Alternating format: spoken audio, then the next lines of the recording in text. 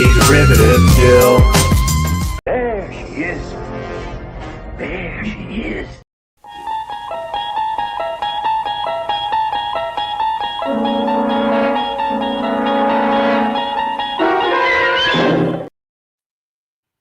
There is a fifth dimension beyond that which is known to man. It is a dimension as vast as space and as timeless as infinity. It is the middle ground between light and shadow, between science and superstition. And it lies between the pit of a man's fears and the summit of his knowledge. This is the dimension of imagination. It is an area which we call the Twilight Zone.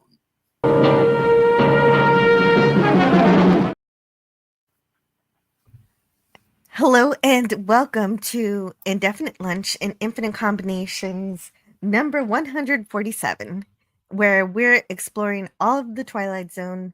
Today we're taking a closer look at Nightmare as a Child and a stop at Willoughby. So of course we look at 2 Twilight Zone episodes every week, and those are the 2 for today. Both offer some kind of healing or escape. One is real and true and could actually happen, while the other is either a darker delusion or a magical portal. Tell me which one you think is true when we get there. But but first of all, I'd like to say hello to the panel who's joined me today. We have Scotty R37. How Ahoy. is your Tuesday? So far, so good. Good. How about you, Jedi Master 2022? Thank you for joining us. Outstanding. Got myself some good sleep last night. That's why I did not stay up too late and watched the 2 episodes this morning. And let me tell you, I find them both fantastic. Agreed completely. And I'd like to say hello to the chat also. We've got DJ Knight here. Hey. Hello. And DJ Play Nice, 2 DJs.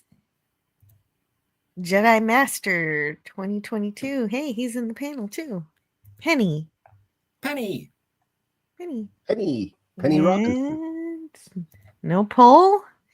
Oh, thank you. Thank you for keeping me honest with the poll. I can put a poll up. Yeah, we can. Oh, I always wish I could vote in the poll. I guess I could go into a different account and do that, but I usually don't bother. Which episode do you like better? Will be the poll, Nightmare as a Child, or A Stop at Willoughby? It's kind of tough competition there, though. Even though I like both episodes, I can predict what's going to happen. So let's bring up those slides. They're right here. Check those out. I work on those every the night before, every time we have a live stream. I work on slides for whatever we're talking about. And today we're starting off with Nightmare as a Child, which has an original broadcast date of April 29th, 1960. Let's see where we are. And it was written by Rod Serling. Both the episodes today are Rod Serling's. And it has music by Jerry Goldsmith. And wait a minute, why didn't I put the director here? Oh, because it was... Oh, I see why. It was directed by Alvin Ganzer. And the reason why that's interesting is from a book I'm now referencing from Twilight Zone, Unlocking the Door to a Television Classic by Martin Grams Jr. And apparently, director Richard L. Baer was supposed to direct this episode, but there was an airplane crash. And so Alvin Ganzer got the job. Apparently, there's more details about that crash in another section of the book, but I'd have to skip around to find it. Well, didn't we cover the plane crash? It was in a previous episode. That's right, the Purple Testament. That's it. Yeah. So yeah, that was that plane crash. That same plane crash kept him from directing this episode. And they still aired the one that he had directed before the plane crash. And so we have an opening narration. And so, which of you guys want which episode? What do you think? I'll do the one with Flint. So yeah, no, Master, if you want to kick off this one. You got it. I got it right in front of me, actually, on my other panel. Want me to read it right from there? Wherever you like. Month of November, hot chocolate, and a small cameo of a child's face. Imperfect, only in its solemnity. God.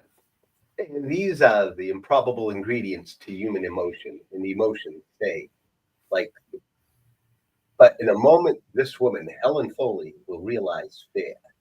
She will understand that the properties of terror, a little girl lead her by the hand and walk her into a nightmare.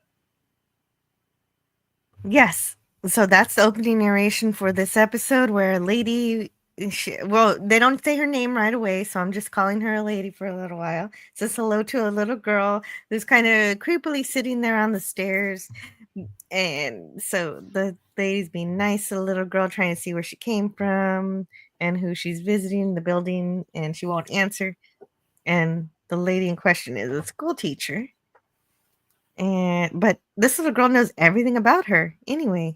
And the teacher offers the girl some hot chocolate. And back in the day, I guess it wasn't as weird to invite children into your apartment for like, you know, today we call that kidnapping or something.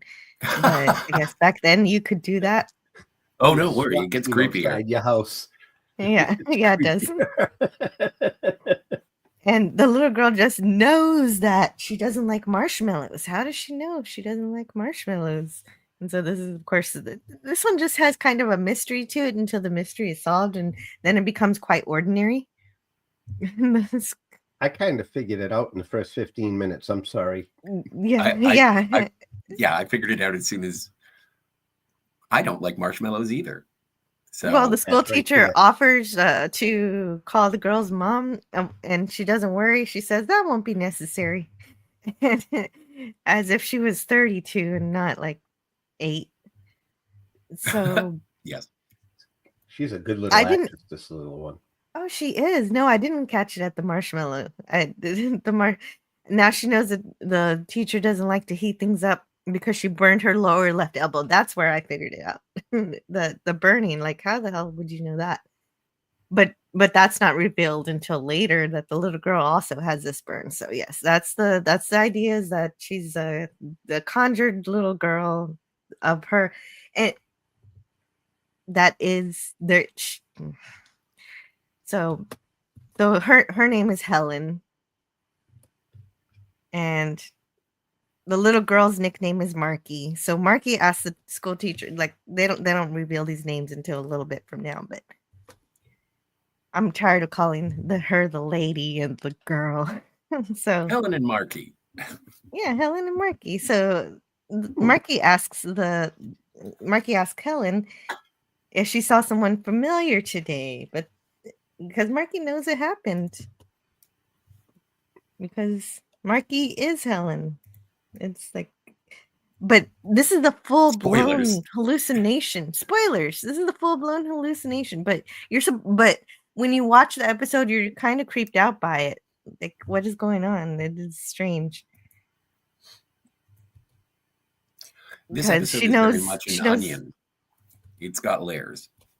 Yeah, she knows exactly what happened to Helen throughout the whole day, as if this little girl was stalking her, watching everything that was going on.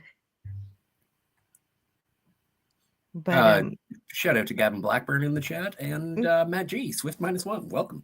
Oh, hey, Matt G and Gavin wished someone to the cornfield. Village of the Damned, yo. Right. That's what I almost thought this episode was going to be until it started. It was like, oh, we have a little kid. What's going to happen? I wonder why my bot isn't woken up yet. Let's see. Wake up, bot. I guess it'll have to wake up on its own. Need some digital coffee. It Oh, and does. by the way, I know that you're reading from that Twilight Zone book. And I was present when you Yes. purchased it. And I just wanted to thank everybody who chooses to support the channel, because that book is one of the things. It's the production value. I heard Jill buy it. And I was like, "You really spent money on that?" And she was like, "Yep." And so this Lots of books. series, I know, but this series is brought to you by viewers like you. And so thank you. Yes, thank you. Thank you for providing helping me be able to buy books that I use for these live streams. Something else I bought, which I had to use a whole month's worth of super chats for, was a 4 terabyte hard drive, which will go inside my laptop, and so I'll have extra space. Nice. 4 Yeah. terabytes. That's a lot. I got a 2. Yeah, I got 2 2. also, and well, I've been keeping all my backups, so the 2 is already almost full, so I needed more.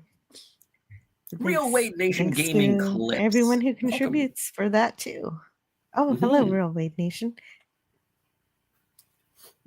And So also, yes. Helen Foley was named after Rod Serling's teacher that he had in high school. So there's also that, and the little girl is named Suzanne Cupido, even though she's not credited here.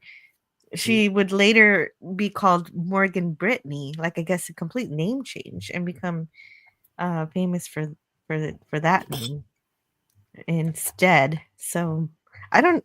Do either of you know about these actors? She looks familiar at that young age. Like I seen her on like Leave It to Beaver or something, maybe when she got older. But Let me she's got see. that face. Or I thought she was even a young Marta Kristen there for a second, but that would be Marta Kristen was already at a certain age at that point, 1960. So I was like, phew, off the reservation with that one. It says Gunsmoke, Rawhide, Outer Limits, Andy Griffith Show. I'm not seeing any Beaver here. Let's see. No Beaver. Scotty, don't start. Scotty, don't start. I didn't. That was unintentional. But she did. No, it's She fine. did lots of commercials too. She did some modeling when she was older, when she was an adult. And well, she is an adult currently, and she's still with us. Dukes of Hazzard. Oh, Nice. God, Yeah, no. this is. I don't mean I'm not sour on this episode, because I do think it's good, but because right off the hop I kind of figured out what was going on. It was one of those episodes that I was just waiting for the O. Henry, but I do like it based on the performances. Like even the guy who we'll meet shortly, he is riveting as a psycho killer. Qu'est-ce que c'est? Yeah, he is. He's super scary. Well, and the fear that you have of being nervous about this little girl when it drops away, when you realize that she is Helen, it transfers over to Peter, the killer. So, but it all plays on the mystery of not knowing who the little girl is, and then not knowing who Peter is really, and so it does drag you in ignorance, I guess, until you get to know what's actually going on. And one interesting thing. Who's here? Suzanne? Suzanne. Hi, yeah. Suzanne. What were we going to say, Jedi Master? No, I'm just saying, yeah, I kind of figured it out, but then when the guy shows up, his role in the whole thing kind of open, until you can put all the pieces together. But I initially figured out who she was immediately, kind of in so many ways. But like when the guy showed up, and then, like I said, each little piece of the puzzle, and then eventually it all fits together. Basically, that little girl is her memory coming back. It manifests in a hallucination. But I like this actress is interesting. I don't know much about her, but there's something in that Unlocking the Door book about Janice Rule. She likes to play like to play different roles for every television series she was on. She didn't want to play the lead character of a TV show. She said, "I think I'd go mad. I could never do the same character week after week with the same people. Your acting has to suffer. All you do is get one script a few days before you finish the preceding one. You'd never see your family. I know I would be making lots of money with a series, but it's not worth it. Not to me, anyway." And so that's an interesting acting choice. And so then, yes, then we meet the man at the door who says he knew. And of course, Marky runs the hell away because Marky is a memory that remembers what's going on. So she runs real quick. And so we meet Peter Selden, the villain in this episode. You don't know he's a villain right away, but he is extremely creepy right away. He's the same man that was, because also he's also the same man that was familiar to Helen earlier, who Marky reminds Helen about. And it's been 18 years since he's seen her. She was 11 years old back then. Peter used to work for her mom, and it seemed that there was some kind of traumatic event that Helen seems to have forgotten. And Peter tries to get her to remember, and of course, it's that her mom was murdered.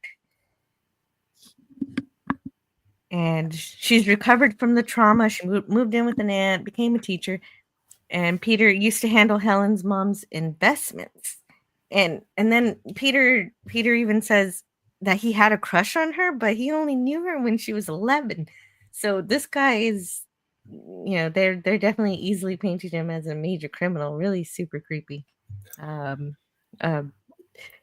Chris Hansen isn't around. This is something that I agree that it is absolutely. I had quite a crush on you when you were a child. Is not something that would be socially acceptable to even insinuate or nod towards today. But I'm curious, like, was it because there was such a taboo and still is, but it was like just a given that you were not a predator? Like you would say, "Oh, you were a beautiful child. I remember having quite the crush on you. You are very cute." Would that be something that would be acceptable, or is that where creepy uncles came from in the 1960s? I'm curious. Yeah, it's true. I do have a modern perspective on it, so I don't really know if somebody. This is where I don't know. I don't know if that's a flattering salutation for the era. I don't know. It's like calling someone a handsome woman. Not. No one says you're a handsome woman nowadays unless it's a pejorative. And so, it's not a nice thing to say. No. Either way, guy's creepy. I had quite. That's how you know how Marky ran away. Yeah, Marky was right to run away. Peter. Yes. Peter heard Helen screaming the night that she had, the night that her mom died, and they never found the killer. Of course, that's the moment I realized Peter's a killer. And she claimed she could never remember the man's face, and she pushed it out of her mind. And Peter says he's just passing through. He refuses the cocoa, but she's like, "Hey, wait a minute! I served this cocoa earlier, and I'm pretty sure Marky drank all of this. What's happening?" Well, and that really drives it home in terms of it being of Marky being a figment. Yeah, that she's got an imaginary friend, and I just imagine a time in which you forget what you look like as a little kid. I could look at pictures of me as a little girl all the time, and because of digital, technology, or even photo albums with the film that was disposable. Even in the 90s, you had lots of pictures of you as a kid. But I guess maybe in the 60s or the 50s, you didn't have as many. You didn't, unless you had parents that had pictures of you in their home when you visited them. I think Norm Macdonald does a bit about that, where it's like, your great grandfather, there was only one picture of him, and now because of everything on social media and digital cameras and everything. It's like, how would you like to see every day of my life? Let's sit around and do a photo show. Yeah, It's that's like, gonna yeah, be no, annoying too. Yeah. Like, yeah, okay, why didn't you pare this down for me? I can't look at yeah, all no, no, no, this. no. This was at 2:00 on January 15th, 2017. This was at 4:30. I had had a few Chardonnays. That's why my hair was mussed. Anyway, Yeah. moving on to 7:30, and this is when I met your mother. And that explains why she doesn't remember what she looked like as a kid. But also, a really scary thing happened when she was a little kid. So maybe she also avoided any pictures of herself because it reminded her of her trauma. I don't know. I'm just guessing here. It's why you would forget what you look like. And so Peter continues to be creepy, but then he eventually disappears. And then I think Peter was satisfied that Helen didn't remember him that night and was about to leave until Helen mentioned Marky. And she is now remembering more. And he explains how Marky knows everything about Helen because she is her. And only Helen can hear Marky singing. Oh, this is kind of a cool filmography kind of thing here of the murder in shadows. The murder being done in the shadows, and Marky having to witness it. Now, in terms of the direction, also Jacob Inside, nice to see you. Sorry that life is so hectic, and Wes Cagle, nice to see you as well. Yes, Jacob Ironside wanted to join us today. Jacob Ironside says, "Hail, sorry, can't be on today. I got a lot of stuff going on in my life right now." Oh, I'm so sorry, Jacob Ironside. I know I was looking forward to seeing you. I don't know if I've had you on my channel, but I don't think I have, and it would have been really, really cool. But we'll catch up sometime. I'm glad you're around, and I hope whatever's going on gets better. Oh, and to Watcher X. Mm-hmm. Hello, Watcher X. DJ Play Somebody Night, wake up my Play Nights bot. in the chat says, "Thou shalt not think that any male over the age of 30 that plays with a child that is not their own is a pedophile. Some people are just nice," says Dan Lissac and Scroobius Pip. Thou shalt always kill. Oh no, I don't think that. But inviting them into your apartment is just not something you would do today. Yeah, but it's also different because she is a teacher. There is that. I think that's a get out of jail free card kind of thing, especially if you're a single woman. If it was a couple, then I think that it would be veering into the criminal. Yeah. Either way, I'm just saying, don't invite unattended children who are sitting on your doorstep. Don't invite them in. Bring the cocoa out. But especially in today's society. Yeah.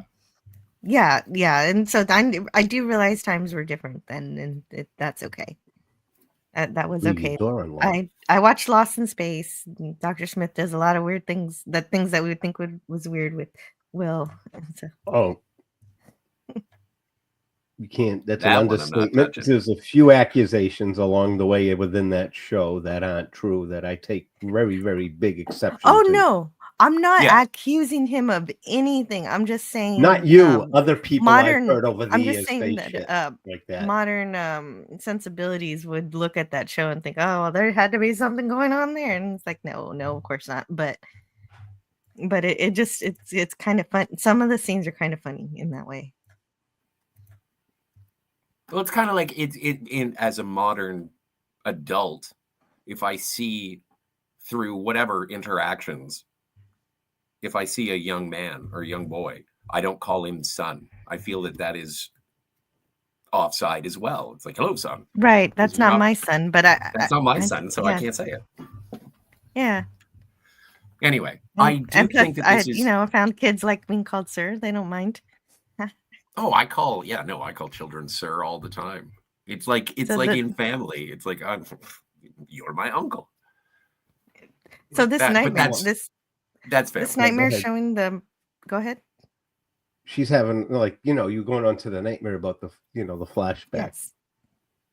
The altercation that leads to the man that chokes and strangles Marky's mom, and then he pummels her with the statue. It's very And- interestingly directed, just in terms of the layers that Yes. are there to indicate to the audience that this is a memory, but also it shows murder through silhouette, which I love the use of shadows, and it's something that's lost in color cinematography, is the amazing work that black and white film can do with shadow. Exactly. Yes, that's something I very much appreciated as well. I love the way these were made. Me too. She tells Marky that she remembers now. And so now she knows what the audience figured out 15 minutes ago. And that's why they share the same fears and same likes and dislikes. And she finds little Marky's burn on her arm. They both have it. But also, she's kind of denying it too. Helen says, "No, you can't be me. This is too weird." And so Marky says, "I'm you when you were asleep in your bed that night, and the man came into the house, and he was arguing with Mother downstairs, and she tried to get away and ran into your room, and the man caught her, and he choked her, Helen. Remember? He choked her. Then he picked up something heavy and hit her on the head. Then she fell. And then you screamed, and the man looked at you. The man looked at you. Then you screamed so loud, Helen. You screamed so loud." And of course, we find out that scream is what saved Helen. And there's Peter, and of course, he finally admits, "Yep, I'm the killer." And so now, I got some unfinished business. Now that you're remembering what happened, I can't have you knowing me, so I've got to kill you too. Which is the worst idea, Pete. Yeah. Like, the thing is that if you hadn't been there to jog her memory, like, what were you thinking? Not only do you say that it's like, "Oh, I remember that night, and it was your scream that stopped me. I was going to take care of you, but people were attracted to your scream." And it's like, okay, so you ran away, and then I kept a watchful eye over all these years, making sure that you wouldn't remember. And it's like, well, you hanging around made her remember, buddy. And then he's like, "Well, now that you remembered," it's like, it's your fault. If you had stayed away. Yeah, that's right. When she was out, crossing the street, she saw him, and that's what triggered her memory. You're absolutely right, Scotty. He's an idiot. That was the catalyst of the whole ordeal. Yes. That's right. That's right. But again, he's not smart enough to cover his tracks in embezzlement, so I'm pretty sure he doesn't know how to cover his tracks when it comes to right. Murder. That's exactly why Helen's mom was killed, was because she was not going to cover up his criminality. I guess he was cooking the books or something, some such thing, and she wasn't having it, and so she was murdered for that. And now Helen tries to get away, but he's not letting her go. Helen runs out of the apartment. He grapples with her in the hallway, and somehow she manages to flip him over. And so she gets some kind of leverage that allows her to flip him over the stairs. And he breaks his neck. And the cops show up talking about how lucky she is. And yeah, how lucky. Well, yeah, how lucky she is. She got a delusion of her own childhood self to remind her about this, to give her memory back. Well, no, like, the dialogue would be different if I had written it. It was like, well, thank heavens it was a moron. If it had been anybody with any kind of competency, she might have been a victim. But luckily she had a delusion. Well, the cops didn't. And then he was clumsy. The cops didn't know he was a moron. They just know he's a murderer. No, they didn't. He was not very smart at all. No. And then we have the closing narration. Oh, thank heavens he's gone. Thank you, Gavin. Oh, here we go. Yeah, Gavin, that's very right. Let's play that.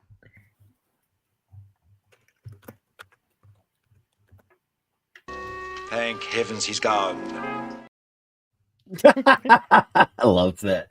That's the one with that's the treasure when they're looking for that treasure in the talking skull, and it knocks off. I think it's that one. Pretty sure. Treasure. It's so funny. Captain Tucker comes back for his second appearance. The closing narration is yours, sir. Okay. Miss Helen Foley has lived in night, who will wake up to morning. Miss Helen Foley, who took a dark spot from the tapestry of her life, and rubbed it clean, then stepped back a few paces and got a good look at the Twilight Zone. Da, da, da, da. I do like how one of the cops, I think it's one of the cops, is like, "Oh, weird." Yeah, he does say, "Oh, that's weird." Yeah. And then she hears another little girl singing, and she thought, "Oh no, am I hallucinating again? I might need to see a therapist." Not another one. How many And kids have been? luckily, it was a different little girl, and so she gets to, they get to have a charming conversation, and more naturally, she closes the door and doesn't invite her for a hot chocolate. So that's good. Everything is as it should be in the Twilight Zone. And that was a great one. Yeah, it was good. It was like kind of like a fairy tale. Like normally, she would get murdered. It'd just be a sad story, but this one actually has a happy ending. And that's nice every once in a while. The Twilight Zone episode, the Twilight Zone companion said that this one fell flat and that it was disappointing because it was too realistic. This could happen in reality. It's too rational. And this is Mark Scott Zicree. But you know who disagrees with Mark Scott Zicree? Mark Scott Zicree himself. Oh. I went to his YouTube channel and I saw that he talked about this episode while he was walking around outside. He likes to do that. Oh, and then he was like, this is a solid, fun episode. It's, it's a little realistic, but I enjoy it. So older Mark disagrees with the younger Mark. I don't know what's going on there, but I agree with older Mark. But that's also that's the beauty of rewatching. Like there are plenty of things that the first time I watched it and I was like, whatever, kind of flimsy. And then you watch it again and you're like, I can't believe I didn't like it the first time. This blew my mind. So I do appreciate the development of or the maturing of tastes, because it doesn't, if you're just going through the Twilight Zone for the first time, this may seem a little mundane in terms of other stories that we have seen, but I do like it. It almost feels Hitchcockian. Very Hitchcockian. Yeah, it's more. It is a little bit more grounded in reality and psychology and whatnot. But and if you are expecting something fantastic from the Twilight Zone, I can understand how this is just sort of two-dimensional. But when you revisit it, for a first time, I think this is great. I think it's okay. It's great. It's okay. I didn't like it. And but I think it is one of those O. Henry endings that you're waiting for, but it's held together by the aesthetics and the performances. Well, I personally thought the acting was exceptional, except for the guy acting like he's stupid. This probably, but the little girl was, to me, she's a great, she put on a great performance. And of course the older lady, Janice Rule. She was fantastic as Helen. Knocked it out of the park as the little girl who was not really a little girl, but a manifestation of memory, and so it made a lot of sense once you figured all that out. Well, yeah, the killer was an idiot. But that's okay. We're gonna toss him over the rails anyway. So don't worry about him. Hello, I knew you as a child and I killed your mother. Now I'm back to talk to you about the time that I killed your mother. Yeah, Now I have to kill you. How do you get away with murder and then come back? But you know what? Some villains do come back to the scene of the crime or the victim of the crime. And so maybe that's not really unheard of. Helen, I killed your mother. May I introduce myself and tell you? May I monologue like a Bond villain for you? Excellent. Hey, did we say hi to Wes Cagle? I did. I think But we can did. do it again. Yeah. Hey, Wes Cagle. Okay, I want to say Hey, hi to Wes. him again. Hey, Wes Cagle. And oh yeah, that's true. I was a little girl. That's true. This happened once upon a time. I refresh because I've watched these when I was younger a lot. So to me, these are catching. Once I start getting into them again, like this morning, I was watching this one and I had goosebumps after watching this one. It gave me goosebumps. Some of the episodes, it reconnects, like my childhood watching these things. It brings things back to me of how things were back then. Oh, did this one do that for you in the too? 70s? I watched a lot of these in the early 70s when I was like 8, 9, 10. I wasn't supposed to really. My parents didn't let me watch. Night Gallery is the one I used to have to sneak and watch because they thought it was too creepy. I love the Night Gallery. Oh my goodness. I used to stay up. My father would catch me. Shut your light off. Turn off the TV. I have to see the Night Gallery movie again. Never saw it. Oh, it's so good. It's got Orson Welles and Roddy McDowall. Well, I'm going to have to watch it now then. Oh, that's really great. That brings back some memories for you. Brogu says, hello, everyone. Hello, Jill. Hope everyone is having a wonderful day. Well, until Peter showed up and started talking about how he killed my mom. Yeah, that Peter. Oh, that Peter. Well, Peter. Let's bring back the slides. We've got another episode. Jerry Goldsmith, I'm sure, did a good job. Oh, Sigvaldison says I was 5 or 6 and watched a night gallery. It had the vampire tree that would bloom images of its victims. Ooh. I whimpered when I went to bed later. Yeah, it's a creepy. Vampire tree. That is creepy. Night Gallery is creepy. Yeah. I'm a fan. Yeah, especially if you want to, relax under a tree and whatever the tree's going to do what. Oh my God, that's not cool. Yes. It's bad. Don't sit under a tree with a cape. No. Anyway, let's continue to A Stop at Willoughby. It first aired on May 6th, 1960. It was directed by Robert Parrish and written by Rod Serling. And so this was actually going to be a pilot for the Twilight Zone, but there were problems with the schedule and he couldn't get the actor he wanted. So after Christmas, he was able to get James Daly because that's who he wanted. That's who he wanted as the actor. And so then now we have this episode. Well, and we start off at a board meeting. Okay, let's talk about who James Daly is.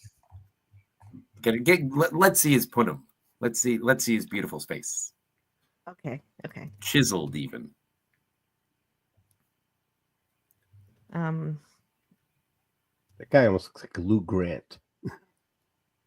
Oh, nice. Yeah. From the Mary Tyler Moore Show when he makes that expression. What is Lou Grant's? What's his name? The actor. Well, when you tell me, oh, you've got to know who he is, then I know it's going to be a Star Trek. For sure it is. Absolutely. I didn't. This is, again, I love, and sometimes, like in the last episode, I enjoy the performances, but there's no sort of, I know who that is. I know Beavers. And so, but with this, I was like, I know that guy. And instead of looking it up, I did the old fashioned way. I just used my memory and I was like, come on, who is he? And it's Flint from Requiem for Methuselah. Oh, a man who was in love with his android. Well, created the android, Raina. Yeah. Yes. No, I'm not going to say that. It's too early in the day to say that. But it's still, I think he's fascinating. Also, he was more like a father. Yeah. Okay. I love that. I don't know. There's something about the 60s, like the Dick Van Dyke Show, Bewitched. There is something that advertising was the job that you wanted your protagonist to have, because there was something prestigious about advertising. And I am a huge Mad Men fan, as everyone knows. I predicted you would talk about it. Yes. Yeah, but like, and I love the advertising world that is depicted on television. I've known some people who work in advertising, and I asked them very excitedly, "Is it like that?" And they're like, "No." And I was like, "What? No booze?" And it's like, we have a bottle in our drawer, our desk drawer, but we don't use it very often. It's like, it's a shame. I'll never be in advertising then. Well, we do start in this board meeting, and our main character is drumming the air, and we could actually hear the drums in the soundtrack, which is really fun. Which is his mind is he probably also hears those drums because he's trying to combat some kind of anxiety that he's having, because he's waiting for Jack Ross. Jack Ross is supposed to be at this meeting. He's trying to get him to be here, but he's apparently out to lunch. And what actually happened is that he took he had a $3 million automobile account and skedaddled out of the company. So it happens, according to Mad Men. Yeah, exactly. And the boss said he was too young to be put on this account, and whatever. You don't put little boys in these important accounts.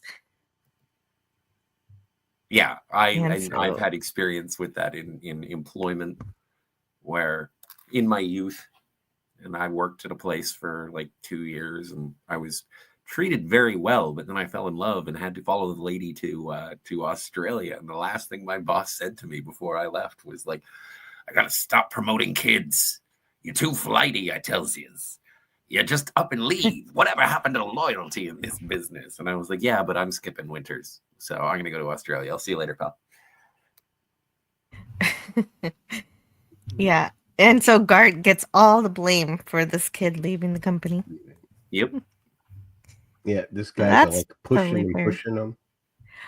Well, and well, that's someone's actually got to. Does anybody want to be the boss? He has a big rant here. It's a lot. Well, I guess we haven't even gotten to the opening narration yet, because it doesn't happen until 5 minutes in. But we already have a reading. We already have a reading.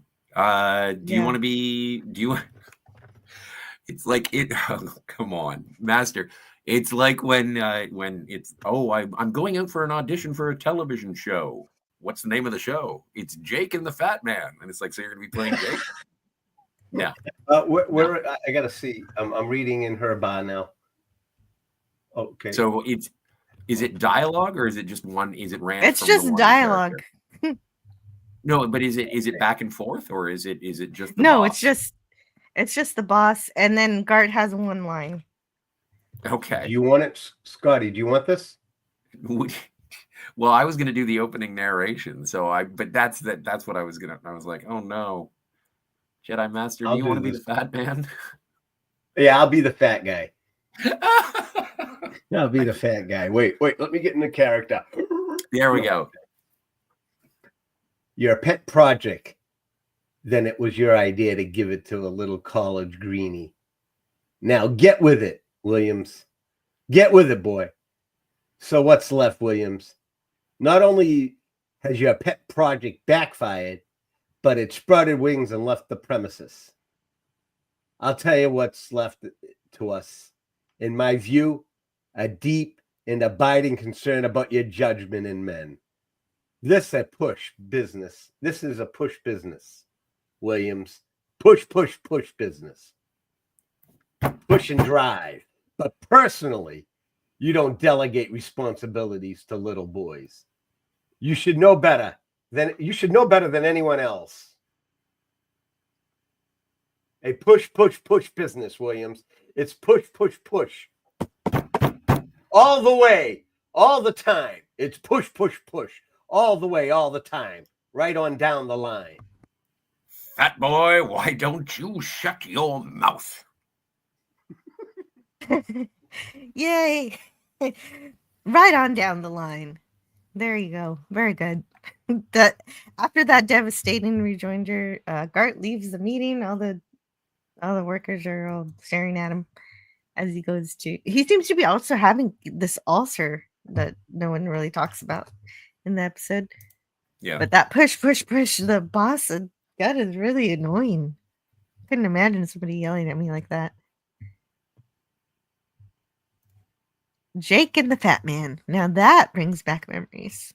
Well, I know not many people. It's not a broken. recollection that a lot of people have. Is Jake and the Fat Man. Mm-hmm. Ed Asner, Brogu says. Ed Asner is the guy who played. Yes, absolutely. Yes. Brogu says, "Do you guys remember a vampire detective police show called Forever Night? That's my new catchphrase. I am Forever Night. That one. I am Brogu." It's a Canadian production. No, yes, I recall. I recall Forever Night. I did not. I'm not a good Canadian. I don't like Canadian productions. Sigvaldison says that this was my favorite, but part of that is because I wish I could go back in time and enjoy a better time. And yes, we will get to that better time. Yes. Totally agree. The song line popped in DJ Knight's head. What song? Never bring a chicken into a theater. Well, no. Yeah, that makes sense. Never bring a chicken into a theater. I was thinking more of a giraffe or something, you know. I'm not bringing anything. Well, there we go. So this isn't the first time that Twilight Zone gets dark, but when the secretary asks what she can get him, he says, a sharp razor and a chart of the human anatomy showing where all the arteries are. Wow. Yeah. So give me a suicide kit. Suicide ideation. Yeah.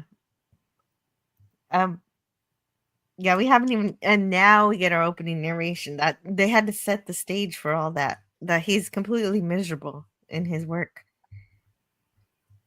And so then we have the opening narration. It's a little long. Oh, really? Okay. Hold on. Oops. So I got to do it in 2 parts. Hey. There you are. All right. Does he look 38? He looks older than 38. He does look older than 38. I'm 39. Yeah, you look way younger than it would. Yeah, that's something that Peter would be like, I had a crush on you as a girl. So, opening narration. This is Grant Williams, age 38. A man protected by a suit of armor all held together by one bolt. Just a moment ago, someone removed that bolt, and Mr. Williams' protection fell away from him and left him a naked target. He's been cannonaded. I don't know what that word is. This afternoon by all the enemies of his life. His insecurity has shelled him. His sensitivity has straddled him with humiliation. His deep-rooted disquiet about his own worth has zeroed in on him, landed on target, and blown him apart.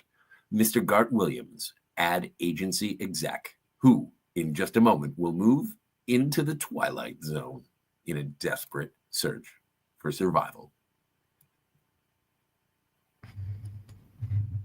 Yes. So now he's on the train. It's snowing. It's about to be. It's winter's on. Winter's there. Winter's getting started.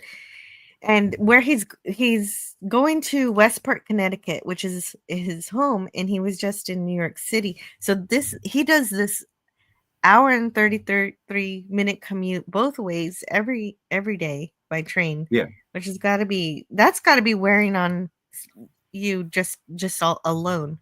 That alone seems wrecking. Yeah, Even but if I I've loved never... my job and I had to commute 3 hours a day, I wouldn't be happy. Well, people do it. Like that is a thing. I'm sure that people woke up this very morning and they had to sit on a train for 45 minutes in the Twilight Zone.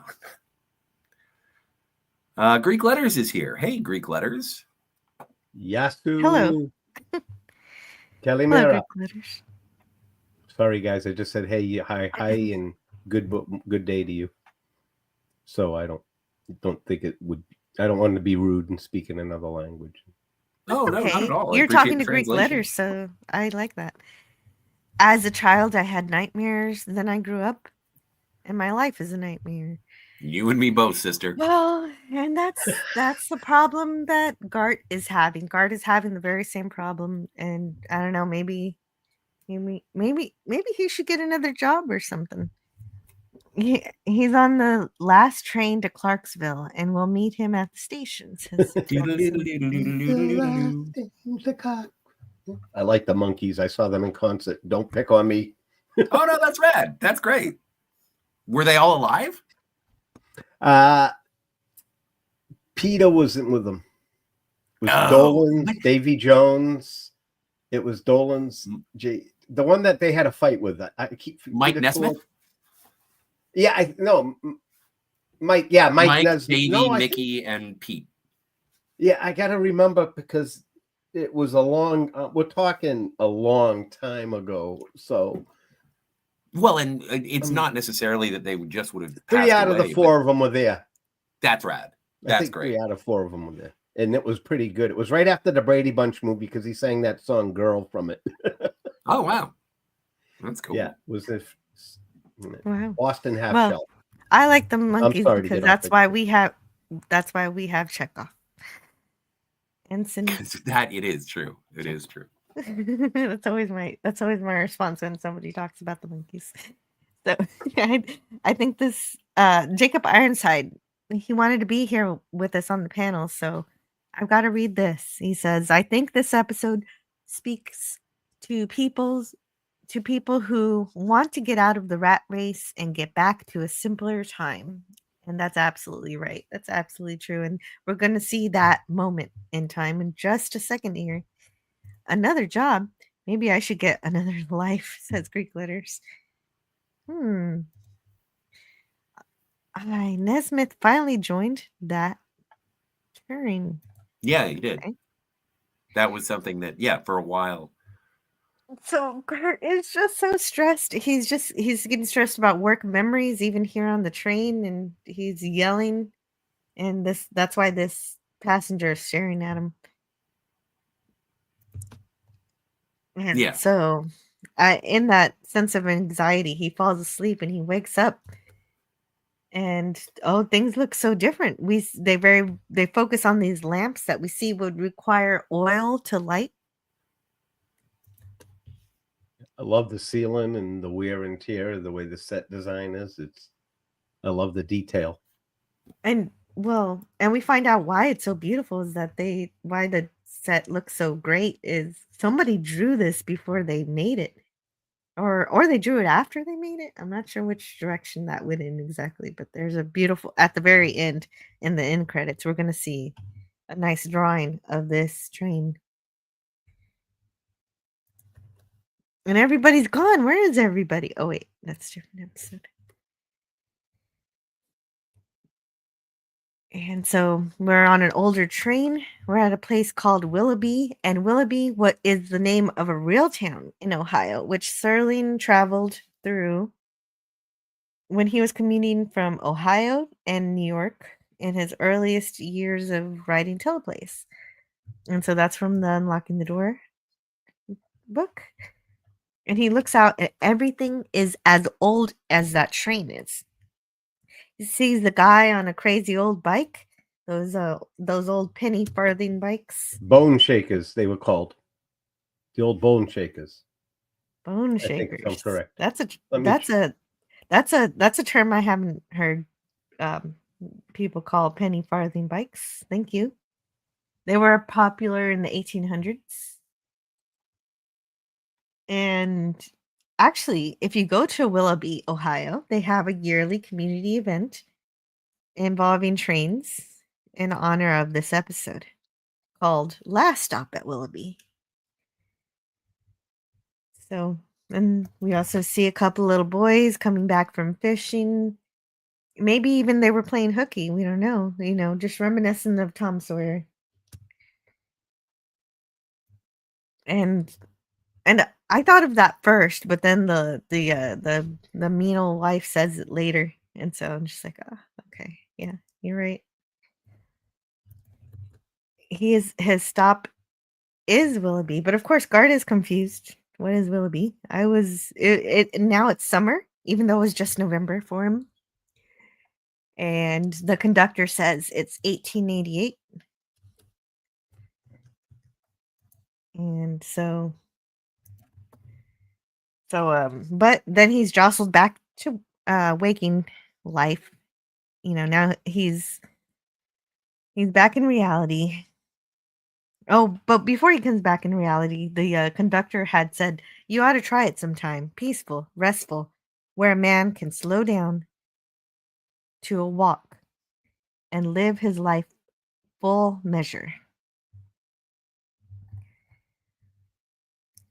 And so 3 of the songs that they play in this episode are "Oh Susanna," "Camptown Races," and "Beautiful Dreamer," and they're by Stephen Foster. And I like that they do "Beautiful Dreamer" because Willoughby is a dream. Or is it? Yeah, or is it? That is the question of the episode. However, before Gart can figure out what Willoughby is, he wakes up back in his own time.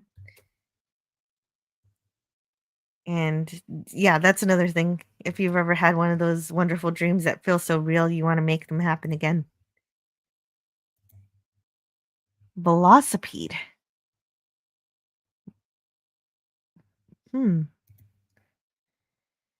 Willoughby, next stop, Willoughby, says Jacob Ironside.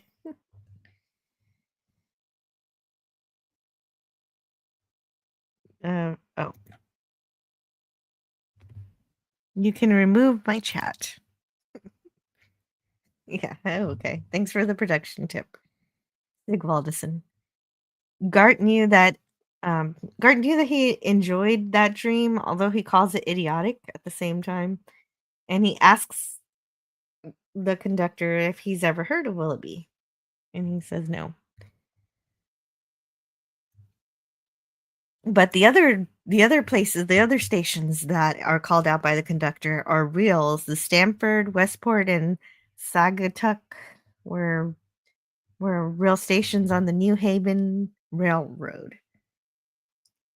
And they were still there as of 2013, but I don't know about today. That's from the book.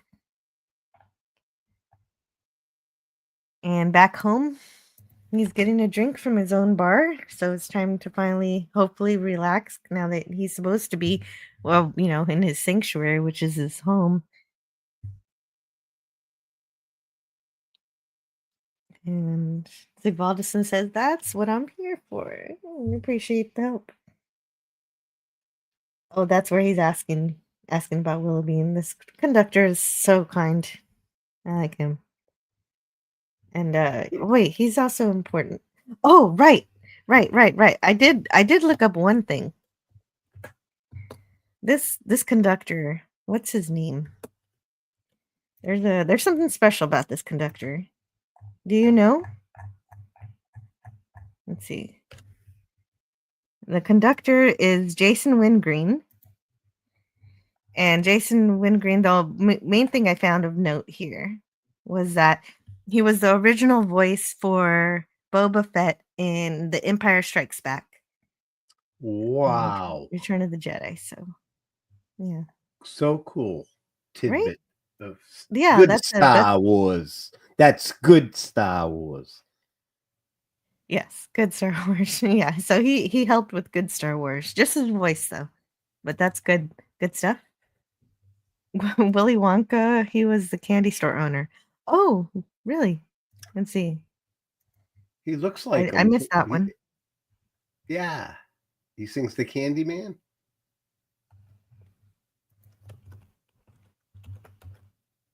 I don't know. I can't find that one. I want to Oompa Loompa now, Daddy. Oh, wait. It says he was in Star Trek, but I can't figure out which Star Trek he was in. What? What did he do in Star Trek? I don't have Scotty here to tell me. Or he fell asleep or something.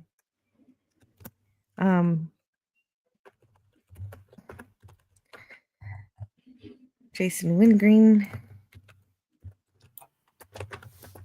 He looks French. French? Yeah, there's something about him. Looks like a Frenchman. Well, it says he's in Star Trek, but they won't say what he was, so he must have not been anything interesting. Inspector Clouseau. It says Dr. Link from The Empath.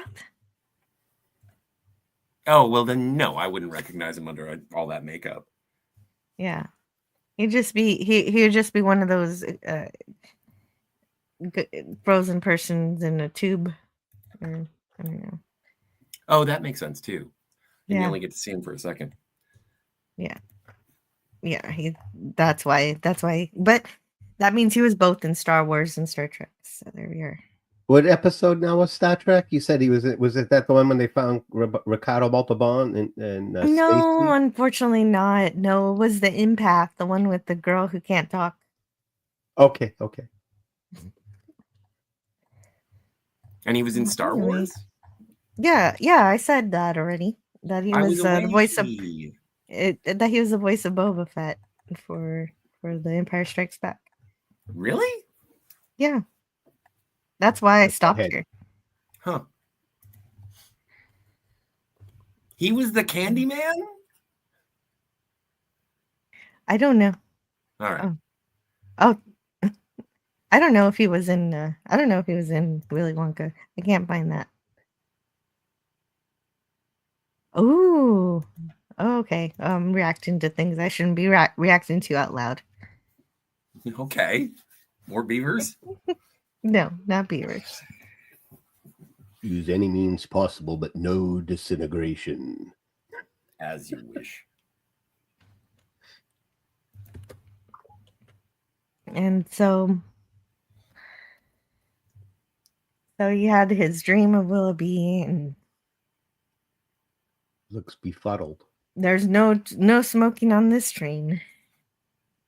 So he's back home, getting a drink from his own bar, and just trying to relax.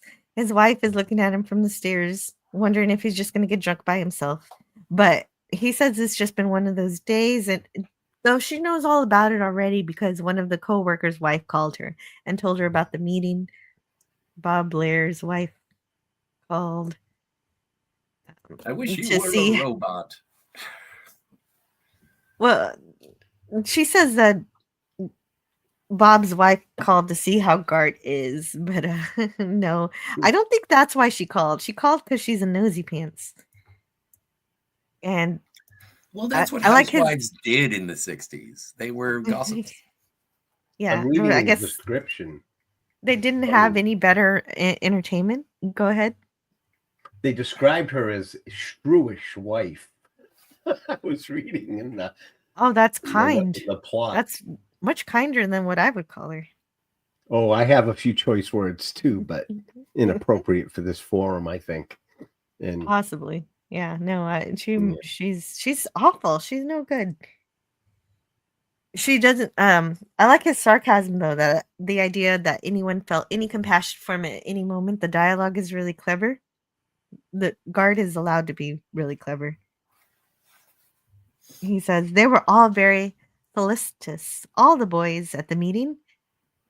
That's free flowing compassion. That is actually relief. I'm the victim, not them. They've mistaken an intake of breath for an outpouring of sympathy. And so despite the wait, where are we? So speaking of which, his wife isn't as sweet and as understanding as she seems in that office portrait that Gart keeps of her. There's a big difference between that picture that he keeps of her and how she looks here. Gart explains very humorously how his boss found it in his heart not to fire him. That wasn't the case. It wasn't his heart. It was his greed, because he was nervous the boss won't fire Gart, because if he does, then Gart's going to take all the business that he earned with him if we were to let him go. So despite the fact that he kept his job this way, she's still berating him for feeling self-pity. Like, how are they even together? This is terrible. Gart says some people aren't built for competition, Janie, or big pretentious houses they can't afford, or rich communities they don't feel comfortable in, or country clubs they wear around their neck like a badge of status. I don't know. I kind of understand her perspective, but maybe I'm bringing a lot of baggage from Mad Men. But I do understand the bored housewife who was all enamored with the money and the possibilities of a man on the rise, and then finally encountering that inevitable plateau of success where it's like, this is where we are now. There's no more. And now the only thing that we have to deal with are the perils of failure. And so I get her frustration. Maybe it's even personal baggage with past relationships, but I get her. I don't think she's as negative, but again, it is also something that will drive I'm being Mr. very Williams supportive.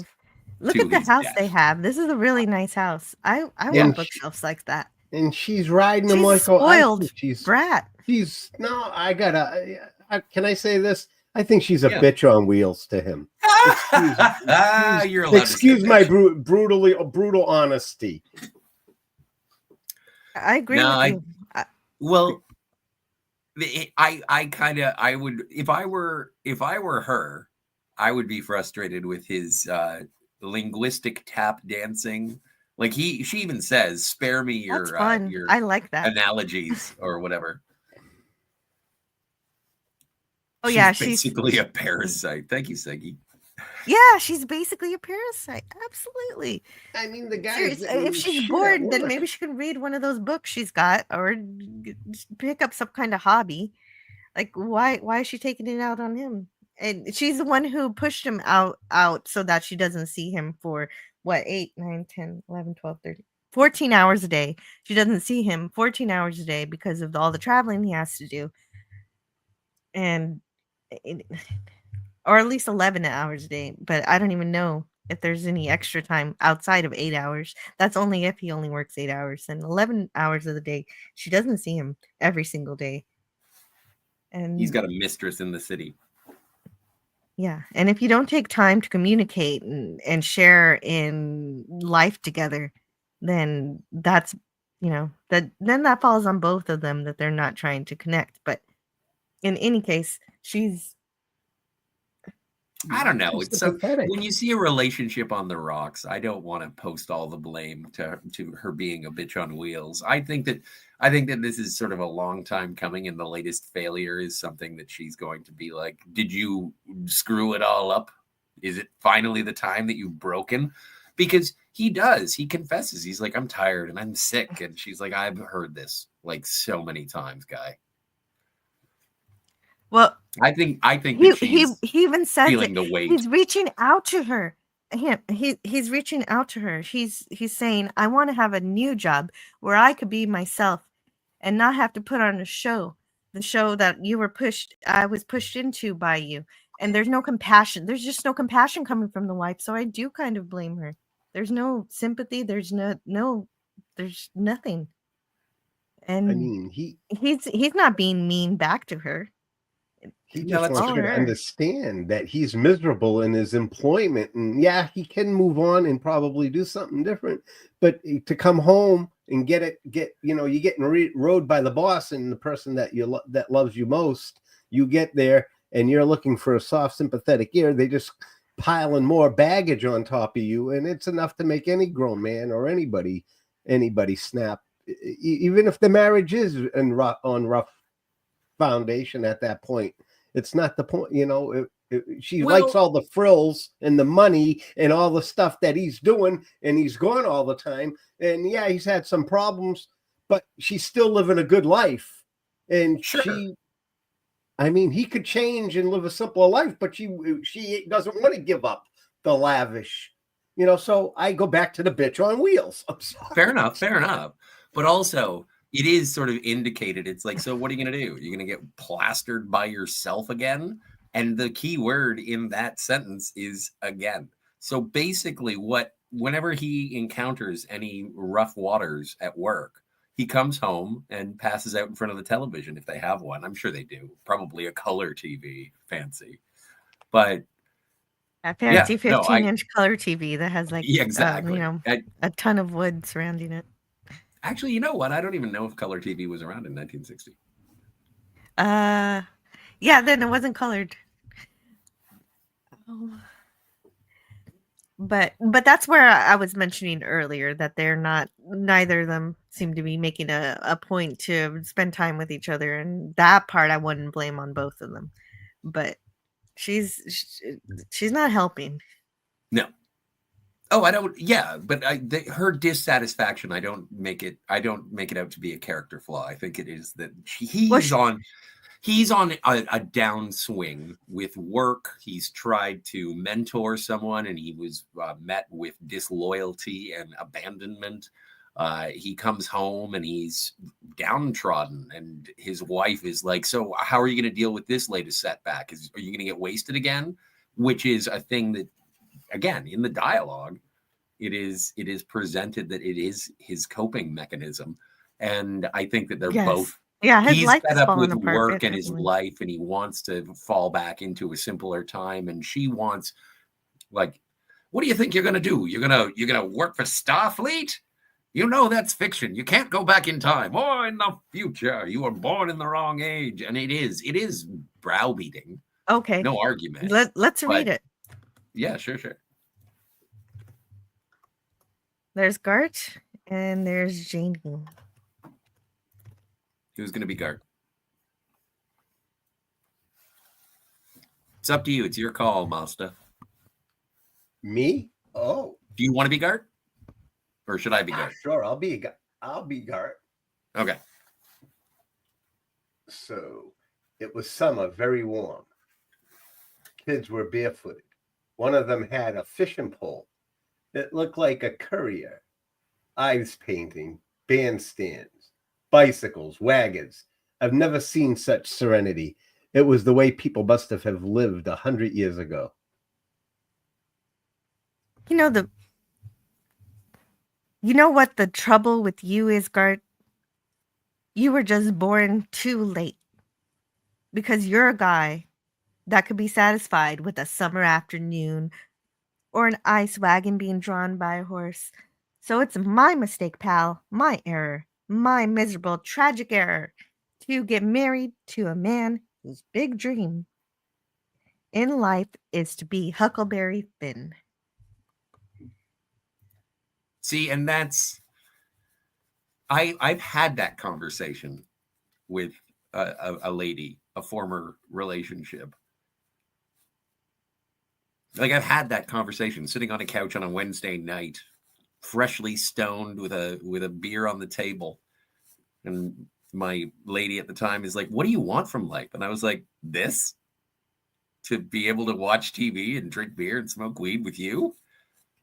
And it's like, I want you to want more. Well, sorry, I'm a man of simple tastes. I like watching cartoons with a lady who loves me. Well, if you keep watching cartoons, I tell you, Yeah, I've had that and conversation. it's unfathomable for me to think that there should be any more than this. This is awesome. And Well, it's a nice and house, if you, and that's the it is a thing. nice house. It is. It's beautiful. And In after respect I've to had that, time. I've replayed the conversation in my head, and I was like, I don't even know what I'm supposed to. I didn't know what I was supposed to do different. I thought the goal was a goal, and when you achieve that goal, it's like, but there's nothing else. I guess it's a V'ger situation. Is this all there is? Is there nothing more? But enough Marriage is- melancholy from and me. that's- I empathize with Gart. But that's the important thing is your partner needs you. It should be a partner. You should care about how one another wants to treat life. Where they should have figured this out a long time ago, and so the fact that they're doing this last minute, that's why they're having such trouble, is because he just kind of went along with whatever she wanted, and then now he's realizing he doesn't want that. Exactly. He wants, Hey, Padawannabe. So Just before saying we hi. continue, I want to say hi too. So, OmniCastNet is here. Hey, Jill and gang. Hey, OmniCastNet. Omni. What is she doing to help him? She is basically a parasite. Yes.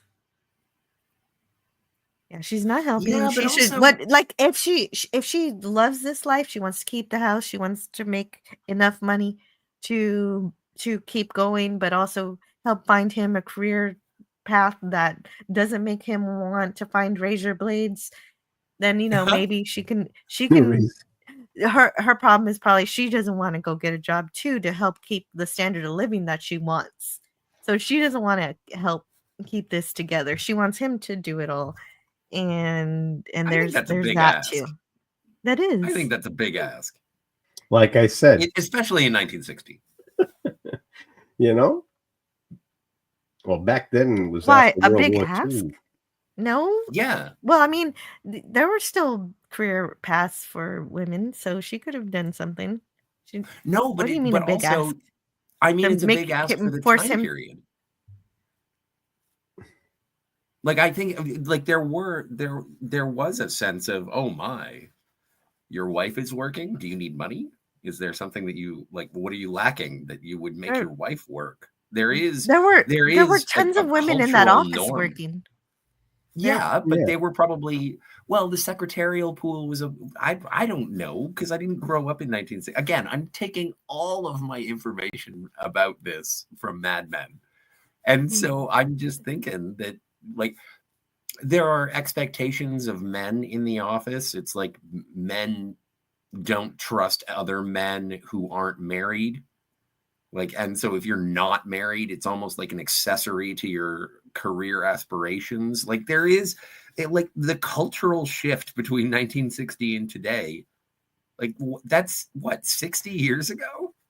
Like, that's insane. Like, there's a lot of stuff that changed. Like, this is pre-birth control. This is like, I guess women could vote. What a mistake that was. I'm kidding. But like, this is definitely a patriarchal society where the man is king, and if he's not happy just providing, to be introspective and having what do you call it? An existential crisis about what his place in the world is, especially after being ditched by someone that he was trying to bring up in the ranks. And this guy probably served in the war. Probably. Post World War II, women. Like, Don't at forget that in least World War Korea. II, At least women Korea. were in the factories in our country.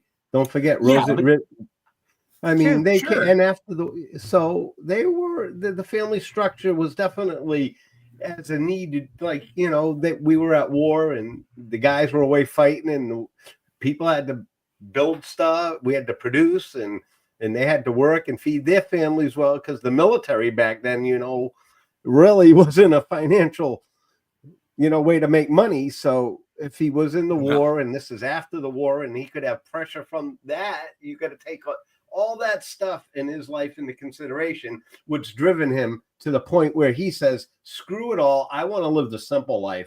This stuff around me is not worth having if I'm a nervous wreck all the time. in my opinion. That's exactly. Oh, That's a great outlook on exactly this character. That's agreed. That's The where way he's it could going. have built up over the years, and life has kept beating him down even after. I love That's how it. this is an episode about traveling through time to a simpler time, and we're discussing the dynamics of their relationship, and that's what holds this whole thing together is his I don't know, emotional outlook, his again, existential fragility. That's what's so great about this episode is the richness of the characters that pour through the dialogue, Actually, and just a few simple scenes tell you a lot about them. Like Well, and Valdison says, BJ, I don't know yeah, much about his character, but if he's acting weak, that will promote dislike in her. yeah. And so that's something Being I a think you were sensitive saying. man in 1960 didn't do you any favors. yeah, Yeah, but okay, I can see that. sensitive or beaten down. I mean, weakness. It can be interpreted in many ways. I don't think the Yes. man's weak. And like you said, if he was, we don't know his backstory. Was he in the military? Does he have damage from being, because the time this is set in, we don't know the what made built up to the why he is today, except for we know the fact that he's been busting his ass doing this, trying to provide a lavish lifestyle for his wife, and he's chasing his tail. Well, and he Yes. obviously has pent up rage when it comes to his boss. First of all, calling him fat boy straight up, but when he is sort of allegorical and waxing poetic, and it's like his enlarged heart, and it's like he absolutely has prejudice towards the Yeah, portly he makes nature fun of of his, the obesity of his boss. Yes. So he's vindictive, but he hides it in his flowery verbiage. But I love using flowery verbiage as I'm describing flowery verbiage.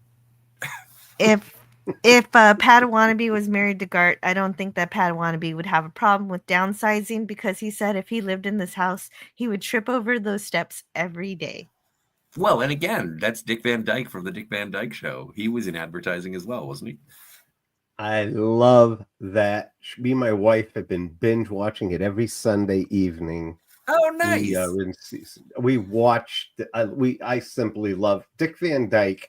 I don't mean to segue, but he is probably one of the most amazing, talented men that I can't believe is still alive, because how much he drank when he was younger. That man had serious drinking issues, and God bless him. I saw him just recently, and when he was on The Masked Singer, and I was blown away. It was a couple of years ago, but I was blown away. Anyways, back to the story. Oh no, Back he's to in the show. Back to Go the ahead. show. It's all part of the show. Oh, did you have a response, Scotty? Oh no, I was just gonna little underlie. I love that freaking movie. Oh, that was when Disney was great. I like that movie too, but now he's back on the train, and the only person who seems to be on his side is the conductor. He's such a sweetheart. He actually looked up Willoughby and found it doesn't exist. It's very nice for him to look, though. Yeah.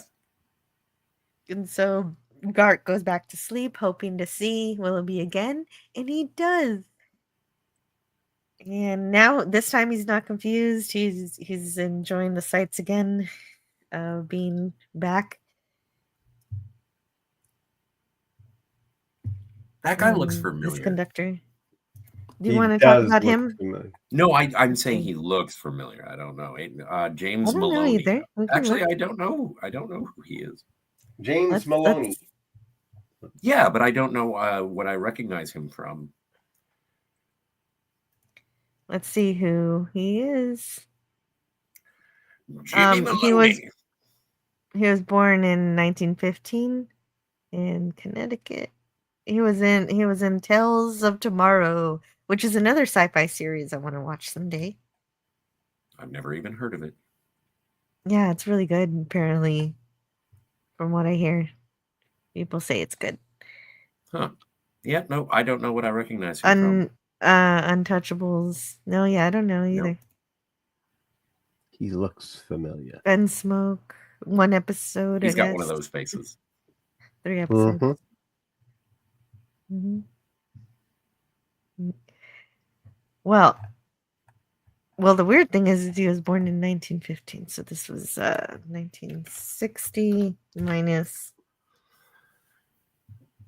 1915. So he was 45 years old in this episode. Does he? He's That looks 45. like a makeup job. It's got to be a makeup job. There's no that's way. hard living, dude. That's working in a coal mine. Hard living? Oh, You don't man. think there No, was he looks makeup? 66. Come on, I'm 60. I'm 60, and that guy looks like he's about 75. Yeah, that's fair enough, dude. You look you look 40 compared to this dude. I look 27 compared to this guy. Oh, man. Sometimes I'm thankful for all the preservatives that are being put into our food. I'm already embalmed because of my addiction to fruit roll-ups. I think it's the marijuana, personally. Well, it could help. It could help. It makes a James smile. Caserta says, push, push, push, Williams. Yeah, thanks. Scotty riffs the Pretenders, says DJ Play Nice. Oh, and DJ Knight whoa. thinks that Minecraft is ruining theaters. Oh, what? You're on crazy pills, dude. So I only say that because it is bringing people to theaters. Sorry. That's true. It is. I don't want to be it's bringing children to theaters. Yeah.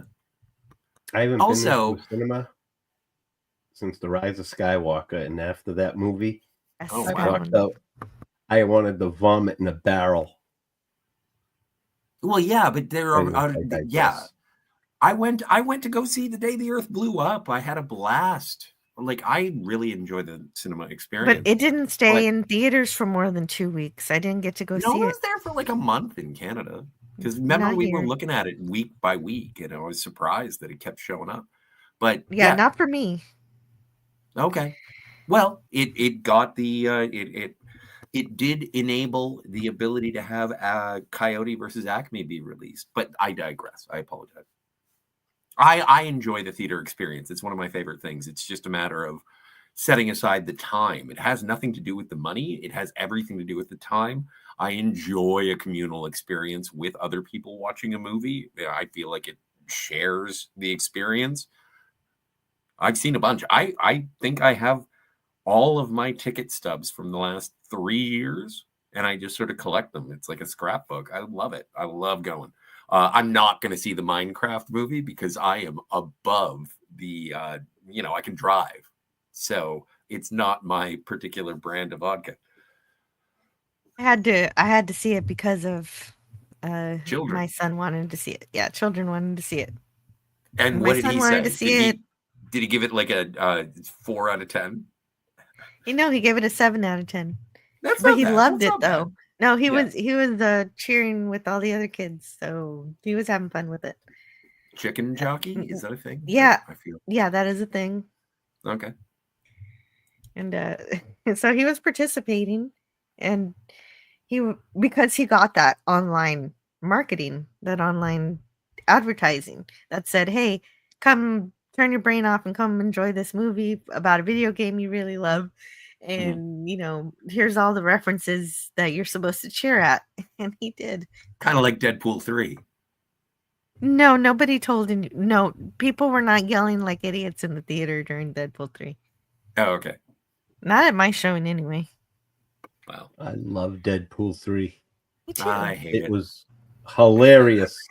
That was all I liked about it, was the comedy aspect of seeing them two together. The story was convoluted and all over the place, but it was just, it was a fun ride. I enjoyed it for the comedy value, but other than that, it was some good teamwork. Why not? I saw it, but it was just memes and jangly keys. I think it's overrated. I don't hate it. I think it's overrated. I just thought it was hilarious. A little overrated, but I mean, it was enjoyable. You had a smile on your face the entire time, so I did. I I don't did have a think smile on my face the entire if time. everybody hated Deadpool 3, you would love it. Yes, that's also a thing. I am very contrary. So, this is the place where he wants to be, but he goes back to reality again. Next time Doesn't he he look is like Jean resolute. Reno? He looks like Jean a Reno? clean-shaven Jean Reno. Who's Jean Who was Reno? in Professional. He was one of the bad guys in Mission Impossible. He was a French soldier in the Matthew Broderick Godzilla movie. Okay, yeah, I know who you're talking about. Yeah, French actor. Yeah. That's why I think he looks French, is because he looks like a French actor. Well, anyway. Yes. Next time, Gart is gonna stop at Willoughby. He's gonna make it next time. But in the meantime, he's got his boss yelling at him on the speakerphone. Push, push, push. Push, push, push. Yeah, basically. We need some zazz, an entertainer with moxie. Yeah. Give him the old push, push, push. I love it when people say moxie in earnest. We need some moxie, I tell you. Of course, it's got to be bright. Push, push, push. And it's just so irritating.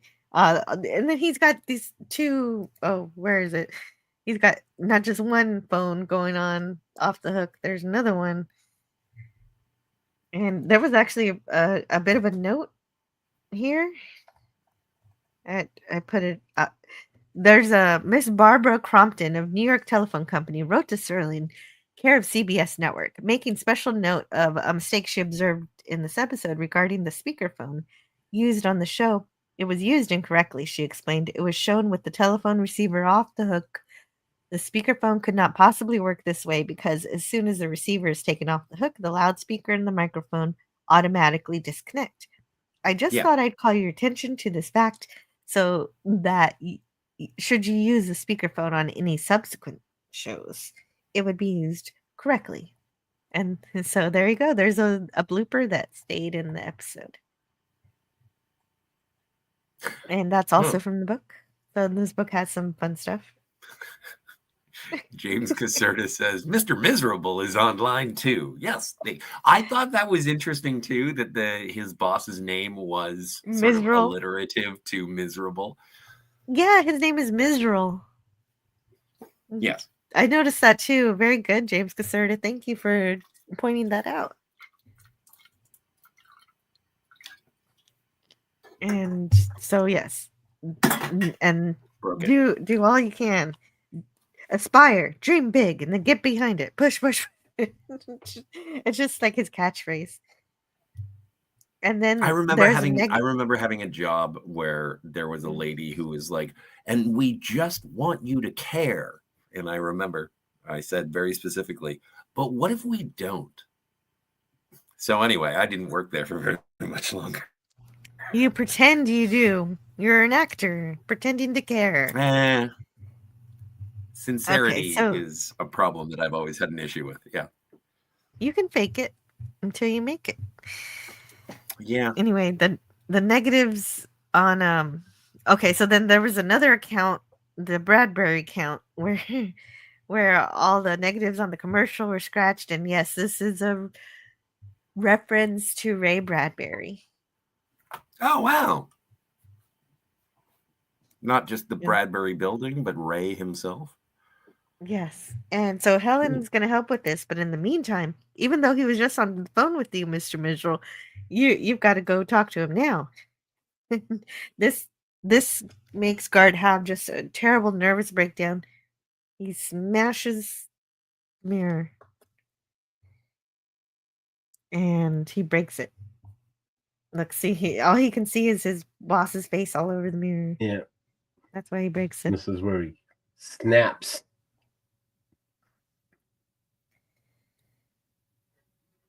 Very even break all over the mirror. Where's the blood? Oh, yeah, he didn't get injured at all. So he calls the one person that's supposed to be on his side. Here we go again. Yeah. He calls his wife and he said, I have to quit. I can't do it anymore. Please be home when I get there. Will you be home? She doesn't even answer him. She just hangs up on him. And that's like, even if I wanted to understand her earlier, that's unforgivable. This is he's in drastic pain and he's reaching out to her and she's rejected him. And that's abandonment in so many ways. It is. You can see the pain And in we his don't get any reaction from Scotty, so I get to assume that he agrees with us completely that now she's an evil bitch. And now he can't change it because he should have been here to answer. So this is so he's going back on the train and he's hoping to get off at Willoughby this time. And he's so happy that he doesn't even need his suitcase anymore. He leaves it there. And the conductor showing him the way. He makes it off the train. There's the suitcase. And these kids already know who he is. They know his name. And they're fine with him, going to fish with him tomorrow. He's gonna he made it to Willoughby and he's happy. He's so happy. And it's a beautiful place to him. And he feels like he belongs. And he's Yes. Yes, and that bitch ain't there. Yeah, he's found his happy place. But in reality, he jumped off the plane saying something about Willoughby and he's died. And the irony of the episode is that he's carried off in a hearse where the company is named Willoughby.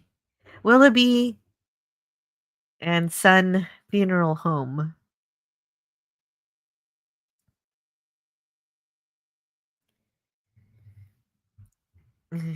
Because yeah. He found his heaven, but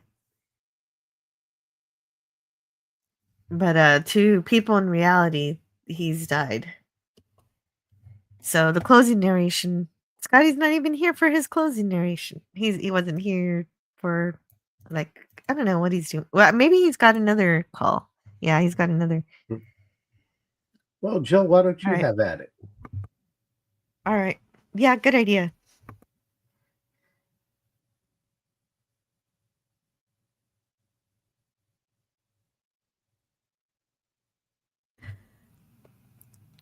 Willoughby. Maybe it's wishful thinking, nestled in a hidden part of a man's mind. Or maybe it's the last stop in the vast design of things. Or perhaps for a man like Mr. Gart Williams, who climbed on a world that went by too fast. It's a place around the bend where he could jump off. Willoughby?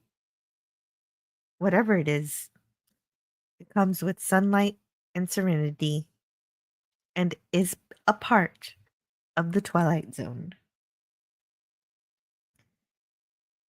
That was fantastic. Mm. And I have to change my opinion of the episodes. I find this one, now that we've broken it down and it's more detailed and there's more going on in this one, that's, it's more intense. The psychological drama in this, I think, as in the first one. Yes, it's kind of, I really like this one in the end. It's more, this one is a whole lot more relatable. You can imagine, well, if you were stuck in a career path you didn't like and you had no way out and there was no support, nobody was there to and the people who are supposed to be on your side aren't on your side. It's painful. It really it's a tough thing. I mean, you can relate to it in everyday life. Like some of the current jobs I did while I was when I got out of the military and worked in the human services field, because I knew I wasn't a carpenter or a plumber and I'm just not that kind of person. And I worked with people and take care. And there are a few places that I was miserable at, and I would leave. I just would not stay there and subject myself to that environment, because I still maintained a career in the Army Reserve. And you learn in life that if you don't have the support structure behind you, especially if you're in a marriage and you're out there and you're trying to provide for your family, and you come home and life is tough, work is tough. In the civilian world, to me, is a dog eat dog world. And the military for me was structured and based upon my hard work and how well I did. I advanced, and there's a total different paradigm to me.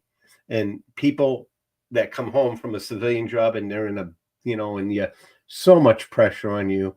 And even in today's society, it's even worse because of the economy and the world, and it can just lead you into dark places. Definitely. And this episode is all about that. And it seems like you understood that pretty well. And that was definitely Gart's problem, is he did not have a good support system for when he came home. Like, even if he had a bad job, at least you would think at least he could have some good time at home. But he didn't have that either. He had no escape. And so he created an escape. In the subconscious mind, in the Twilight Zone. And some people say that this is kind of a darker take on the episode Walking Distance. Is when I was reading around, people were saying this because it was also about an advertising executive but in that one, it was more of a happier ending, because he went back in time. He went on that merry-go-round, or he went back in time and to his childhood, and he remembered those simpler times, and that changed his life. And he didn't get caught in the same trap that Gart found himself in here. I got one takeaway, because we're in the Twilight Zone. When he died from from that world, the rest of his soul, whatever, stayed in that, the name of the brain fart. Willoughby. Yeah, his subconscious and soul, or wherever you might want to call it, he lived out the rest of his life in peace and happiness, although dead to that woman and that job. Maybe that is like a message in Serling's in this story, that he died from that world and was reborn, and and he lived out the dream he wanted to, and maybe he isn't really dead, because I would love that idea, that idea that he left his reality and was able to enter a different reality in which everybody lived as if it was the 1800s and they all know his name. And I mean, that's an indication that it's a dream, is that everybody knows his name and they're familiar with him. But it's obviously a psychotic break. Like, he had a nervous breakdown and threw himself from a train. That's I was shocked watching this. And yeah, I'm going to apologize in advance for the profanity, but it's like, he fucking dies? Like, I was so surprised that was going to be the end of this. I was like, but he seems fine. And then it's just because what he wanted.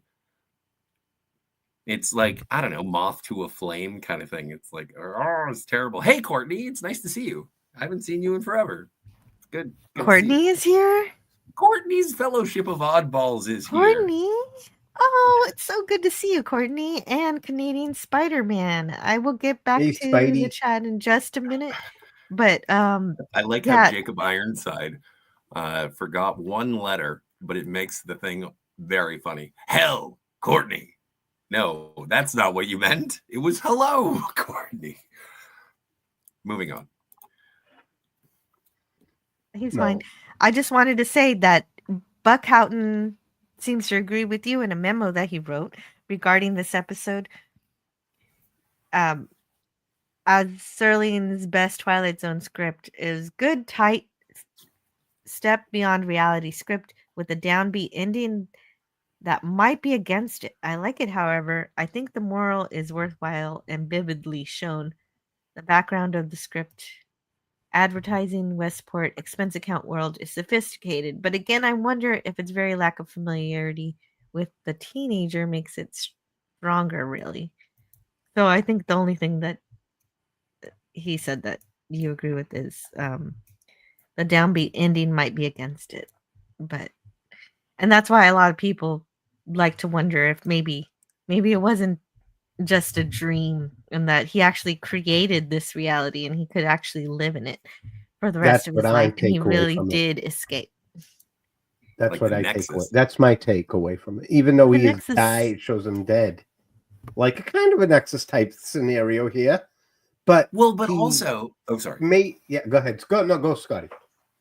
I like when he died, I was like, oh, all right. So, and I didn't even know that this was a hanging question that I had because he keeps asking throughout the episode, Willoughby, Willoughby, Willoughby.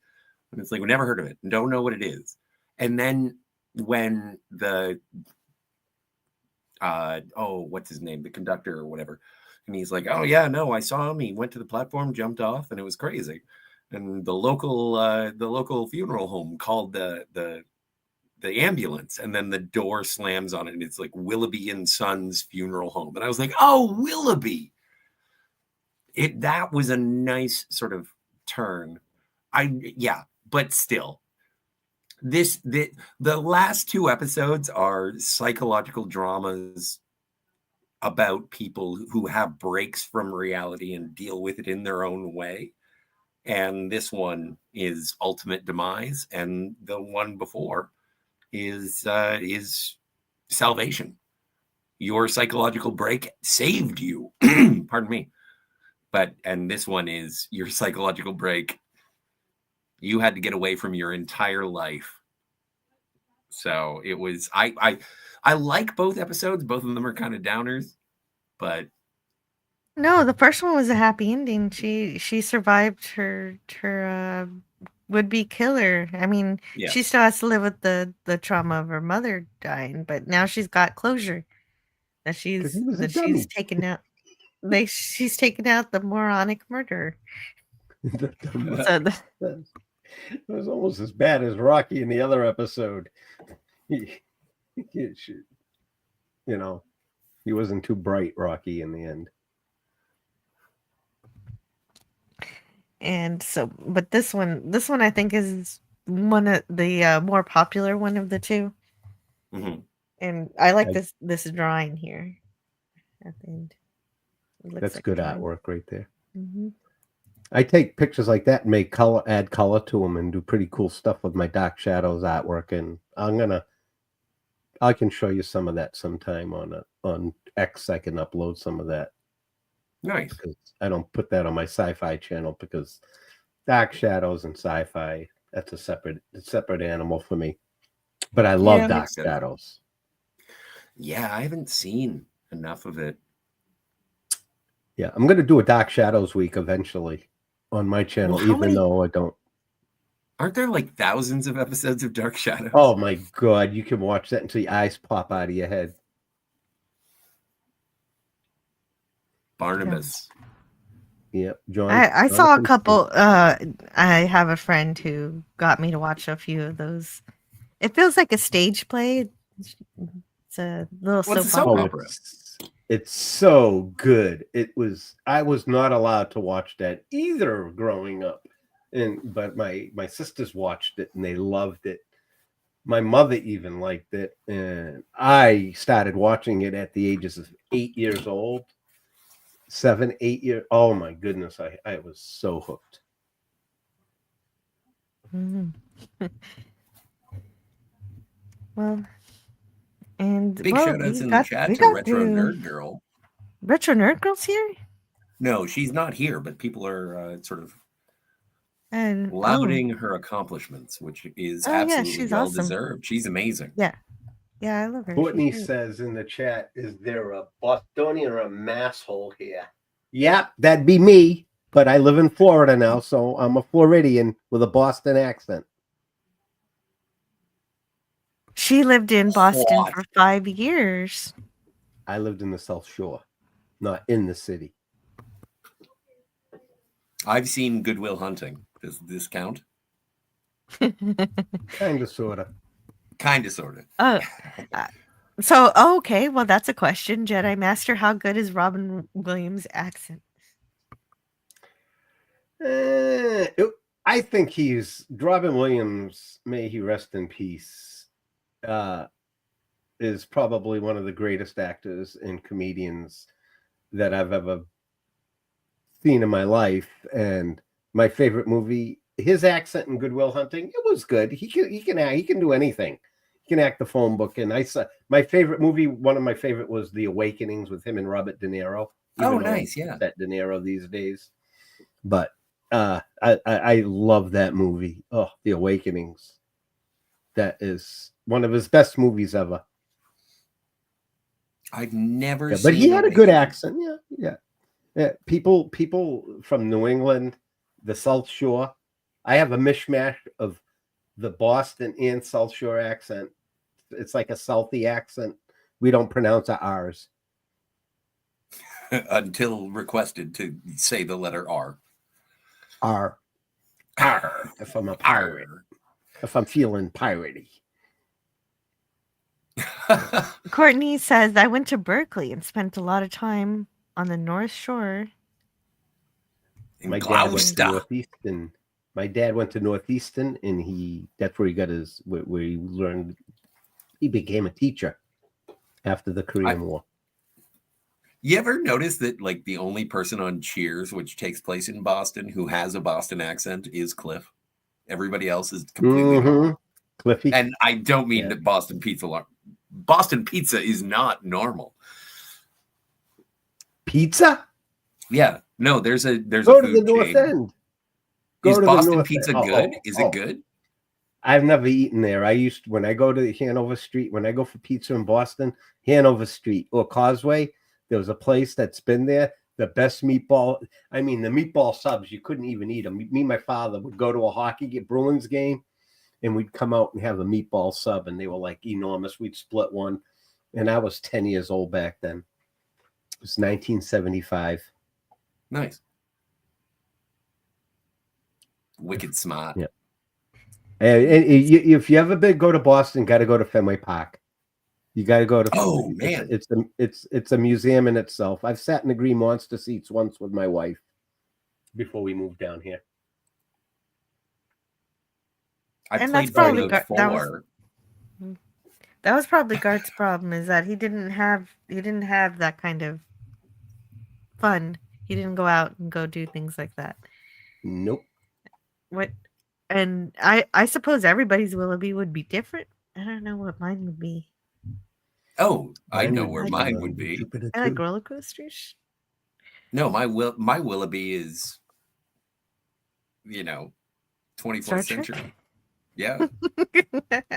How did I know? Mine would be probably living out in the country by a lake with my wife, because we both love fishing and camping and traveling, and just living in have an RV.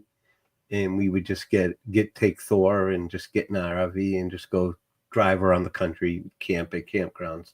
We love our house, we love our home, but if we could, we'd probably sell. I'd put everything in storage, and we would live on the road, but just not feasible But that would be my Willoughby. I like the simple life. I'm like that guy. I want to go out and go fishing and live without TV technology. Yeah, I mean, I love it now that it's part of my life, but I could live without. Definitely so. But that's also something that's interesting, is that watching this and him wanting a simpler life. Like, I look back, I look at this episode and I think about it how it is in 1960 And it's like, that would be simpler. No cell phones. Great. Doing a crossword every day on your way to work for an hour and a half on the train, falling asleep. Like, there is everybody's wearing suits. Like, this is like, this episode would be my Willoughby to a certain extent. If it weren't Star Trek world, it would be Mad Men world. I've never watched Mad Men, believe it or not, Scotty. I've never watched that series. The first time I tried to watch it, it took me like 3 times to get past the second episode. And I was like, is anything going to happen in this show? And then when I finally got hooked, it was catnip for clones. I just couldn't get enough of it. Really? No kidding. I'm going to have to check it out. What's a great movie that someone said? The movie you mentioned earlier with Robin Williams. Oh, yeah. Awakenings. The Awakenings. I haven't watched it in a while, and I have a tough time looking at Robert De Niro's face right now, but like Kathleen Kennedy. It's so funny because I just watched Once Upon a Time in America with Robert De Niro, where he plays and I'm only saying this because of YouTube things, but he does eventually grape a woman. And it's like, he's an awful person. I've seen Robert De Niro murder people. I've seen Robert De Niro do some of the most vile things ever. And yet, if it is political discourse, it's like, that's the thing that everybody's like, oh no. But no, De Niro is a great actor. I will take nothing away from his craft. Any of them. Sure. Most of the people in Hollywood, I love them until they tell me how I should think and vote. I don't want to hear it. You don't have to live my life. You don't have to. You're not going into the supermarket looking whether I get the organic meat, or you can get whatever you want. I don't. Elitists that have pro athletes, people in that structure, I don't listen to. I will listen to a fellow veteran, someone that's put their signature on the line and raised their right hand and wrote a blank check for their country before I listen to anybody that's held any kind of politics or Hollywood stars telling me, make me laugh, make me feel things in a movie, make me care. I can go back to Star Wars. Watching the originals the other day, I popped them in and watched the New Hope, and you just fall in love with who they are. They take you on a ride. They take you, and it's so well structured and built, and the writing and these were no name pretty much except for Carrie Fisher and Harrison Ford, and there's a lot. It was a pretty mishmash of people that Lucas just put together, and it was beautiful. And today, these actors, they're wonderful. They can do wonderful things, but they put their politics into the content in the movies, and it's totally losing its entertainment value and becoming a political commentary. And that's where they're pushing me away. And that's why I go back to the old stuff: Twilight Zone, Lost in Space, Andy Griffith Show, Dick Van Dyke. You can go to even to the 80s. Great shows like Alf, and at least they made me laugh. Alf is your go-to for great shows? No, not great, but I loved it for its time. It was comic, Mr. Belvedere. No, it is, but it's always been a thing. It's always been a thing in terms of and I think one of the greatest political activists of entertainment was Paul Newman, because Paul Newman was very heavily involved in activism. He had his Newman's Own salad dressing, and it was in small print at the bottom, and this is going to charity. It was I am absolutely for everyone exercising their political beliefs. I am absolutely for people being able to express themselves. However, expecting your audience to follow you is not what an actor should do. You're not a politician. And this Thank you very much.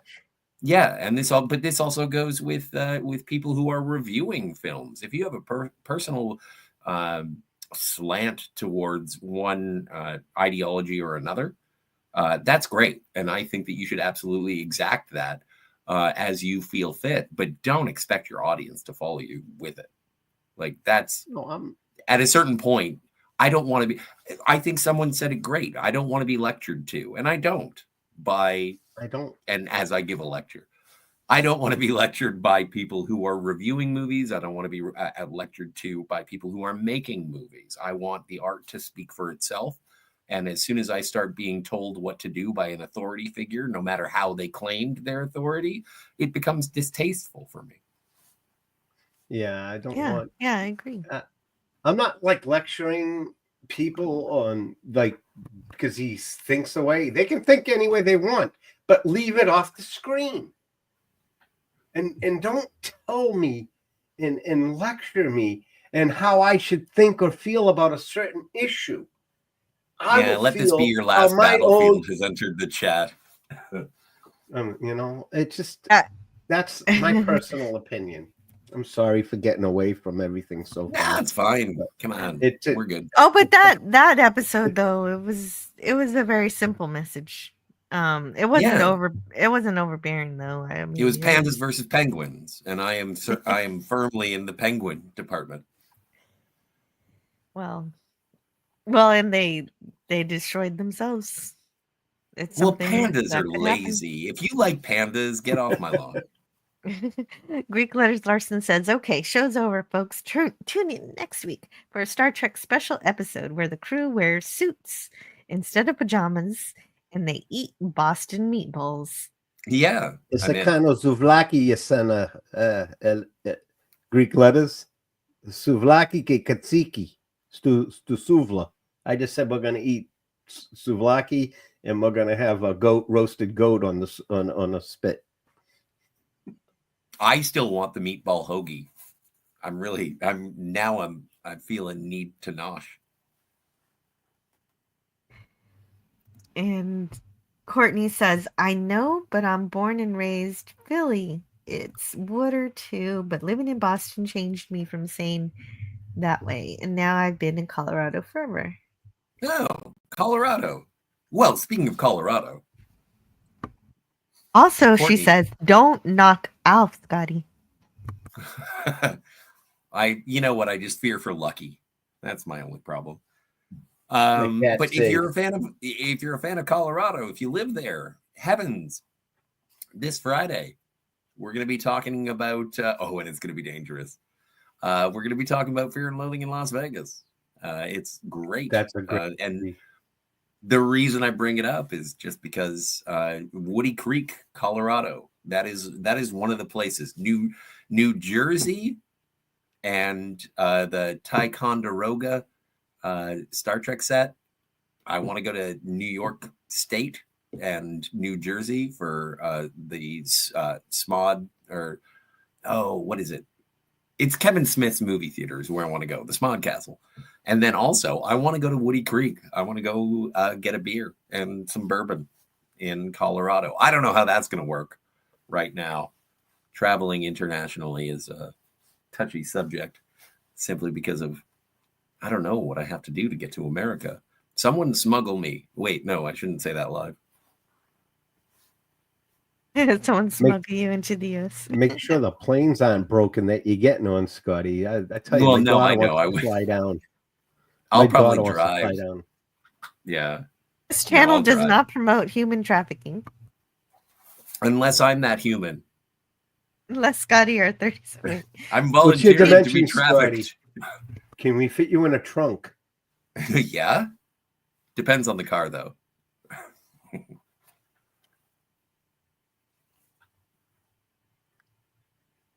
We won't use the car they put Billy Batson in Goodfellas. Don't worry. Yeah, no, that's a bad time. That's a bad time. Yeah, Spidey. Hey, Spidey. Canadian Spider-Man. Great to see you. Our country has gone nuts. We love you, America. Well, some of us do. I'm a big fan. Smuggle us to Texas. Canadian Spider-Man will go to Wyoming and we'll meet halfway. Like, don't worry. We're going to figure it out. There's going to be a meetup at some point, and it's going to be awful.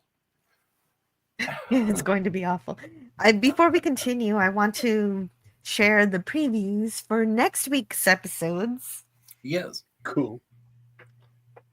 In this library, a certain professor sells things, ointments, thieves, powders, sovereign remedies, nectars, concoctions, decoctions, and potions, all guaranteed next week.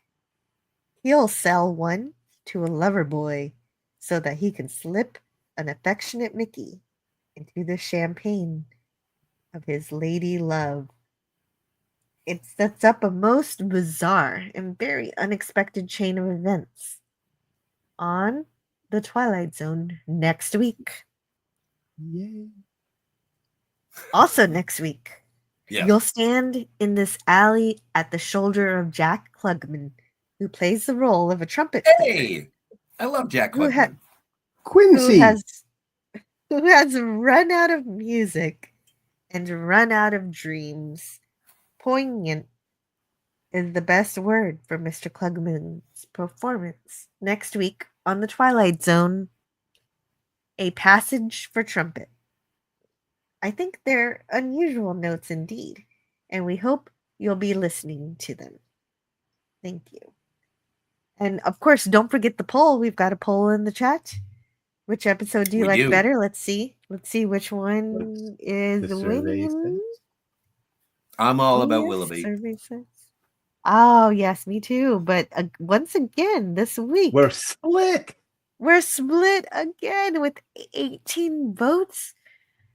50% Nightmare as a Child, 50% A Stop at Willoughby. Well, Willoughby had the dark ending, but it was a much deeper episode where you could interpret it as being a happy ending. But The Nightmare as a Child is strictly a happy ending with no it's very straightforward. Whereas A Stop at Willoughby, we talked about it a lot longer. There's a lot more to discuss. It's a lot deeper.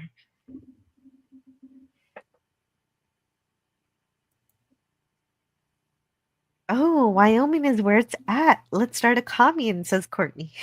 Wow. Sure. I'm in. A commune? Yeah, that's what she says. Yeah. Big screen TV. I have a projector, so we can watch movies, Star Trek and Twilight Zone. The films I of got Robin plenty Williams. of Lost in Space. Oh, and also thank you for the nice comment. The compliment, Courtney. Yeah. Oh, yeah. Scotty's got the media entertainment covered. So, as I've always said, he is recreations officer. Hey, I'm like Neelix, but better looking. Yeah. Oh, you cook too. Holy I crap. do cook. I am Neelix, but better looking. I don't have a mullet. Thank goodness. Yeah. Well, it's not 1987. You and my wife share that task. Toads. And Courtney can crochet stuff for us and cook cakes underground. See, what are we living in a bunker? We're gonna live. What are you just talking about? Underground? What is it going to be? Like one of those bunkers hollowed out in missile silos? So I'm in. It's a fallout shelter. We do love Fallout. We do. But okay. I guess I'll end the poll. It's that's all we have for today, unless you guys want to talk about anything else. Yeah, it's a tie. Good. Well, I want to shout out Stone Racket, who has followed us and been a part of these reviews.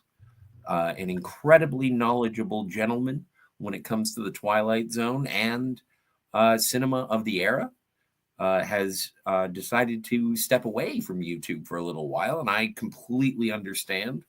No harm, no foul, but he's decided that he doesn't want to be a part.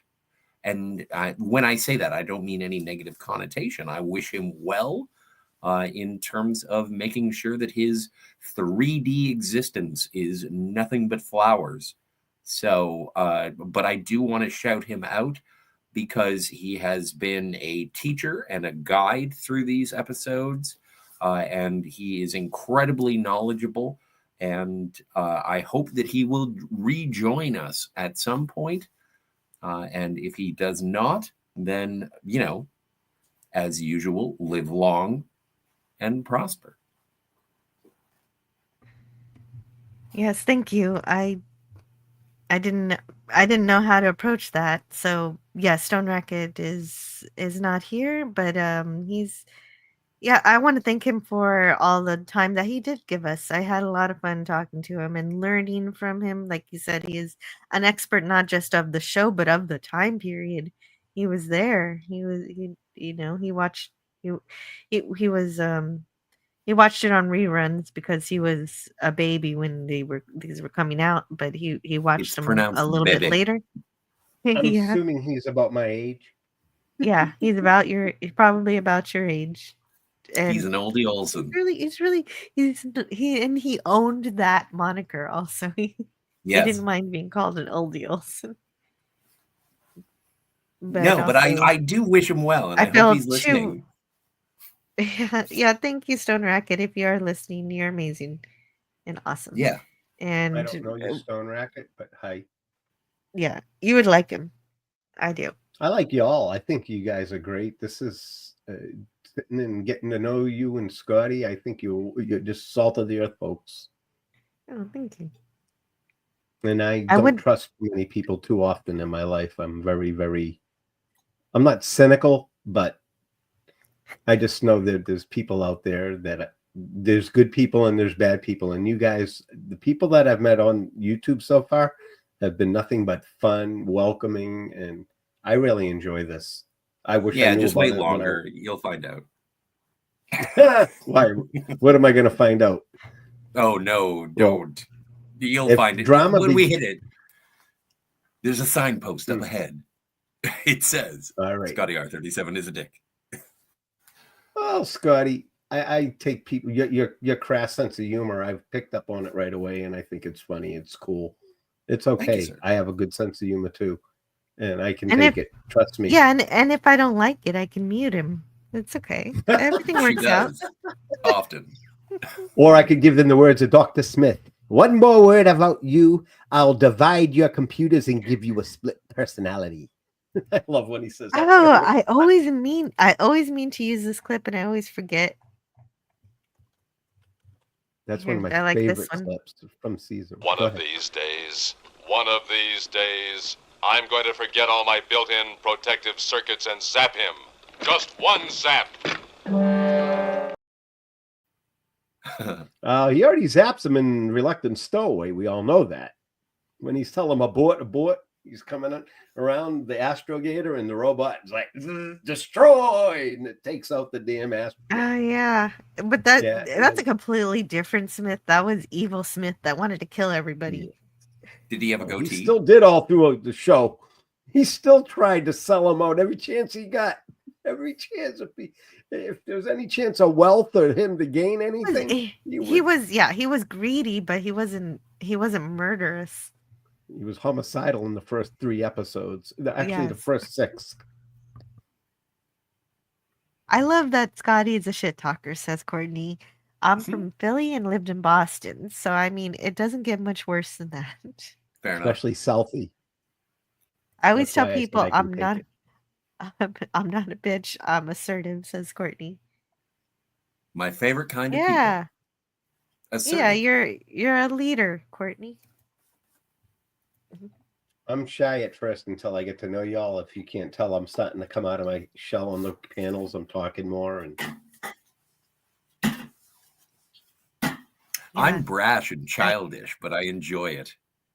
I have that problem in real life, but on the air, it's my show, so I have to keep talking. So I can't stay quiet, and unless I'm on another panel, then I can do that.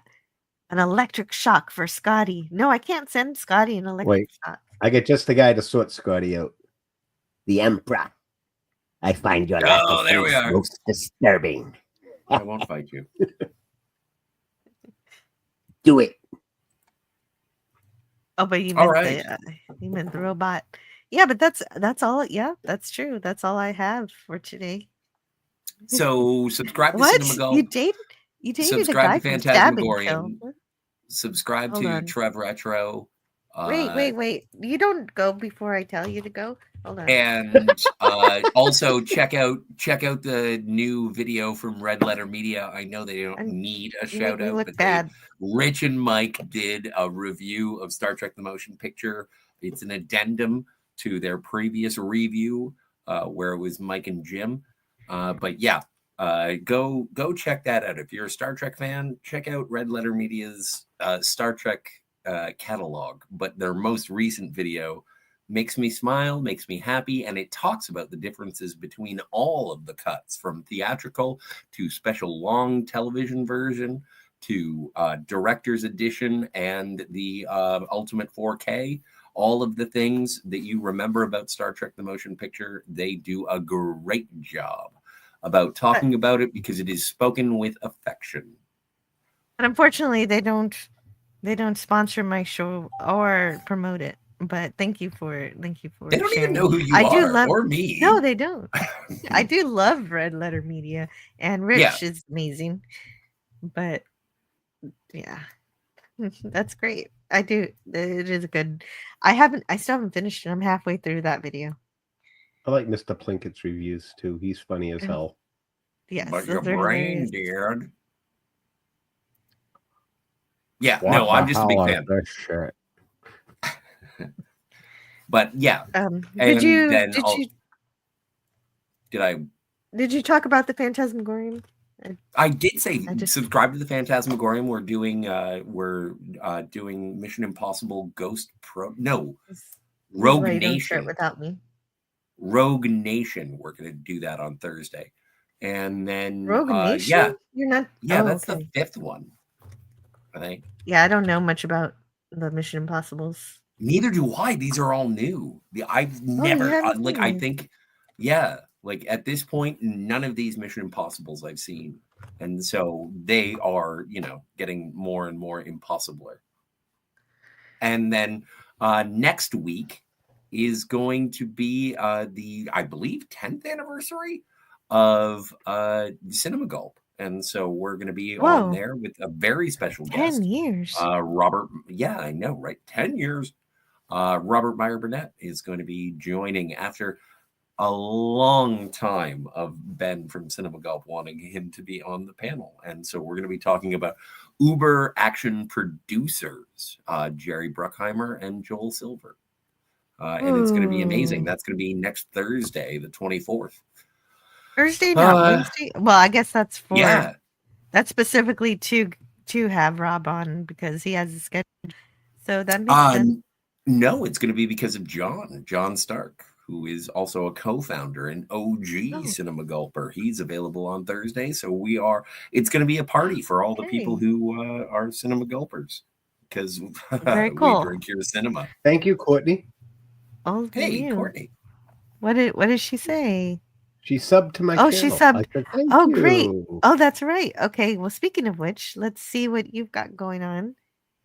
Alrighty then. This is going to be like I'm going to put out a preview video probably midweek, getting close towards the weekend, about my first show. I know Tony does his Stark Party. His show's on Monday night, but I will be doing Jill. I hope you'll join me because this is going to be starting from episode 1.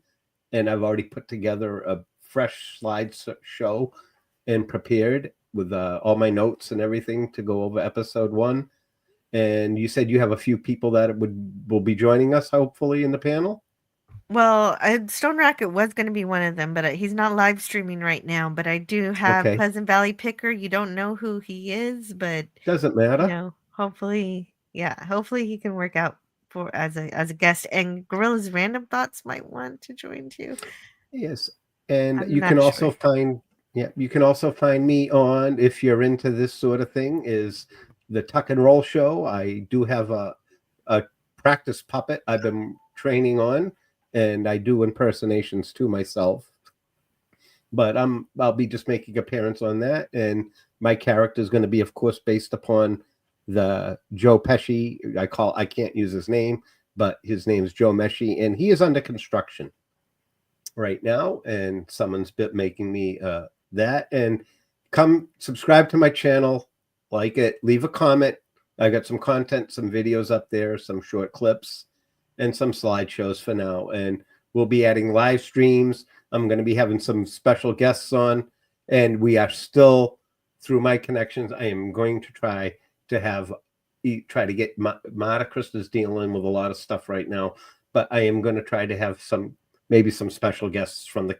Can't promise, but I am going to work on that in the future. I'm special. Can I be a guest? You can come on anytime you want. I told you. You said you're not a Lost in Space guy so much per se, right. but you're all welcome to the panel, pal. Thank you're you, good sir. people, and you're funny, and you add something. Everybody has something to contribute. Except for when I talking about beavers. It is so great to have Scotty on the panel because he always has something to say about the things that I have to say, and that's fun when he's there. And I've got to think. You're welcome. And I also myself I have to thank Sigvaldison for this amazingly generous super chat. Thanks, Jill and panel. Appreciate the show. And that means a lot. The support is great. And like Scotty says, I get to buy books that I use as reference material for the channel. I bought so many books and I keep buying books. And I don't know if my husband really appreciates it. We need more bookshelves. And so if you want me to keep buying books that I use for these shows, that helps. That helps with that. And also the hard drive I got. Anyway, we didn't hear. Did you have the Sig? Oh yeah. Well, you you only get to hear the sound effects if I'm sharing my computer audio because I don't have OBS hooked up yet. Yeah, people got upset about hearing the sound they effects. Did, but who got upset? Wait a minute, Scotty. Know. Who got upset about the sound effects? Did you? Well, no, people kept asking. Well, I did as well. Yeah, but no, people were saying like, "What is with the beaming sound?" When we were talking about something different, and it was like, "Yeah, no, you muted it. That's great." But don't you have to spin the wheel and find out what video we are going to play? Yes, I do. And well, the thing is with the sound effects, I didn't know anybody was annoyed by them. But I think they're fine. I'm getting a soundboard eventually. If I can hook up OBS, then I'll get that going. And then, oh right, I also have to I should bring this up all the time because it's not always up. Damn it. So, it's Courtney's Fellowship of Oddballs says, Jill, did Mark ever send you my gift to you? No. He has sent me nothing. And speaking of gifts, buy me a She-Hulk. Movies. Okay. If you want to, but you won't know where to send the money or how to send it to Scotty. That is also true. That's supposed to be the joke, is that he wants a She-Hulk, but he doesn't help you get it to him. I don't care how you get it to me. Just get it to me. It's your job to figure out how to get it to him. Not my job. Just bring me things like the Tooth Fairy. I don't know how that works. Again, thank you, Sigvaldison. Here's the video that my wheel chose for you.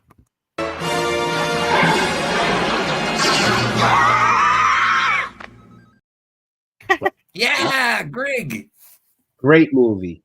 Yeah, one of my favorites. I think I like that clip just because of his laugh at the end. So that's why I kept it. Of course. Oh, and also Trev Retro is going to be, I think after Easter Monday, he's going to be, he had a little bit of a medical thing, but he's on the mend. And he's going to be talking about RoboCop shortly. So. Oh, cool. No. He's taking a bit of a break, but hopefully he feels better soon. Yeah, he is. Yeah. He is on the mend. Yeah. This is true. Excuse me. I need a second. It's Courtney says, LOL, it was something I won that was Trek related and I re-gifted to Jill. Let me tell you something, Courtney. I had been, and I still am, a great big Craig Ferguson fan.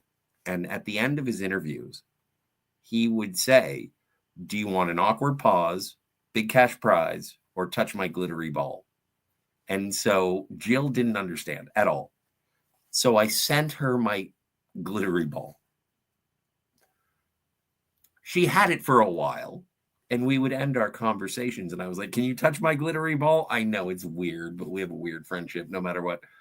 And then one day she told me the terrible news. She broke my glittery ball. I didn't break it. devastated. My children broke it. That's it. You're gonna blame the kids. This glittery ball he's talking about is something he stole off of his mother's Christmas tree. Yeah. So I don't think that's pertinent. Okay. So I stole it from someone. I stole it for you. It's true. That's true. But anyhow, I paid shipping. Yeah, and that was a gift from Scotty. In any case, that you broke with callous disregard. Yeah, I broke it myself. Okay, yes. And I'm just blaming it. My children are the scapegoat. But that's right. Mark, I'm sure Mark is actually building a lot of doomsday machines, so he's going to be sending out gifts to his channel members. So maybe when he mails all these gifts, maybe he can mail my gift from 2 years ago. I can't wait to see it. We got to shake down Mark. Jill is my girl. Well, you're kind of like one of my girls. You get the next Trek gift I win, Scotty. Oh, thank you, Courtney. And that's very nice of you to consider Scotty. Yeah.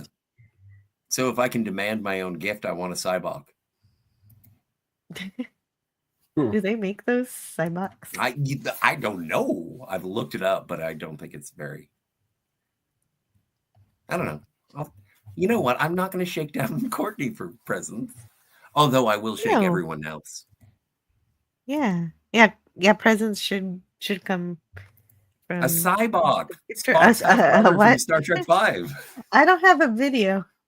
No. What does Scott need with a She-Hulk? Well, I don't know. It's actually a good question. But big shout out to Stone Racket once again. I not only have one or two, I have 3 Brides of Frankenstein, and that is a very open-hearted thank you, because I am a Bride of Frankenstein millionaire. I don't even need a She-Hulk because of the amount of love that is there from that terrified, victim of being dug up and sewn together. I'll say too. It is I. The journey you undertook to reach me could not have been an easy one. It was not. The barrier stood between us, but we breached it. Anyway, that's Cybok. Yeah. Cybok. One of my least favorite movies. Yeah, it's my least favorite. It's my least favorite original series cast movies. Yeah, that's fine. I love it. I like it, but I'm just saying it's meh. Yeah, I love them all. Yeah, but I think 1 and 5 have the most feeling of the original series. I think 1 and 4 do. Wrath of Khan. Everyone likes Wrath of Khan. It's like saying Sean Connery is your favorite James Bond. It's like we know. Do you like puppies? Yeah, it's the same question. Yeah, the answer is yes. Voyage Home too is what in Search. I like Search. I like them all. They all have their charm, I guess. Absolutely. That was what I was surprised with Rich when he said he didn't really care for Star Trek 4, and I was like, all right, I'll let it slide. I understand there's some Trekkies who are averse to it, but I'll have to listen to his argument to see. Courtney says, Scotty, I have 2 portraits on my wall. One of them is Frankenstein, and the other one is the Bride of Frankenstein. And they're both black and white, but they're blowing bubbles of pink bubble gum. Wow, that's cool. Awesome. They're I only saw Frankenstein and Bride of Frankenstein last year. I watched it as a double bill, and it was my favorite, hands down, my favorite double bill of all time. Like I think that Frankenstein and Bride of Frankenstein are masterpieces. I think that they're delightful. James Whale, love them. Love the movies. Great. Great. And you know what else was great was talking about this. Oh wait, we've got something to show here. There we go. I don't have Frank. My Mobius models Frankenstein kit was seen that I have yet to assemble, which Sean keeps telling me to build them, get them out of the boxes and build these kits. But this is my Frankenstein, my Mobius models. Oh, wow. Yeah, Outstanding. definitely get it out and show us. Very nice. Still, we're And not doing also phrasing. very nice was this show. I thought it was really nice, and thank you for talking to me, taking the time to talk to me about the Twilight Zone, and everyone in the chat for your additions. And I hope we have another good show. Well, we're gonna have another one on Friday about Fear and Loathing, like Scotty mentioned. Oh, I'm not And going to then remember that. you're not gonna. Well, you can always watch the replay. I've got it on DVD. I will watch. If you guys doing a panel, or are you just guys going to talk about it, or if We're going to have a panel. Anybody who wants to talk about it can join us. If you've seen the movie relatively recently. What time Friday? On Friday, same time as this show, 11 a.m. Central Time. That works good because Friday night, this coming weekend's reserved for me and my wife's WrestleMania weekend, and I am Is that a YouTubing euphemism, for one or are you weekend. going to watch WrestleMania? We watch it. It's a soap Oh, opera. okay. Don't pick on me. It's Well, I fun didn't know if thing you were together actually we going to do. wrestle your wife. I didn't know. Oh, well, I will not discuss that. Yeah, That that's was too that's much. none of I'm your sorry about business. that. None of your business, Yes, Scotty. no. Unless In it's a Greek, live they say stream. "Froni makatsi stogonia." Be good and sit in the corner. I just said in Greek. Go ahead. Well, we have a Star Trek clip for that. Oh, great. Sir, I know this may finish me as an acting ensign, but... Shut up, Wesley. Yeah. I'm I'll the Yeah. Reverend find a Wesley. good Dr. Smith ones. I'm not saying you're Wesley. You just have to shut up like him. Fair enough. Courtney, my friend's going to Vegas for that tomorrow. Wow. Oh, Courtney has a friend who's going to go see it in person to see Cody and John Cena. Are That's you gonna be sure? Unbelievable. That's the meme, right? John Are you Cena sure? went heel. Well, Anyway, that's it. We're out of I time. hope you guys. Yeah. Oh my gosh, everybody. What in the heck? Does don't know. anybody else have this trouble with StreamYard? I don't know what's going Did on. you get the Duck of Death? Yeah, I did. Oh, Well, Well, let's wrap it everybody up and popped get out of out. here before anyone notices. Yeah, because we're in the Twilight Zone, and We are. so let's get out of the Twilight Zone. Take us out. Number one, take us home. Well, thanks again for everyone being amazing, and I hope to see you again next Tuesday in the Twilight Zone. See you next Tuesday. Bye-bye.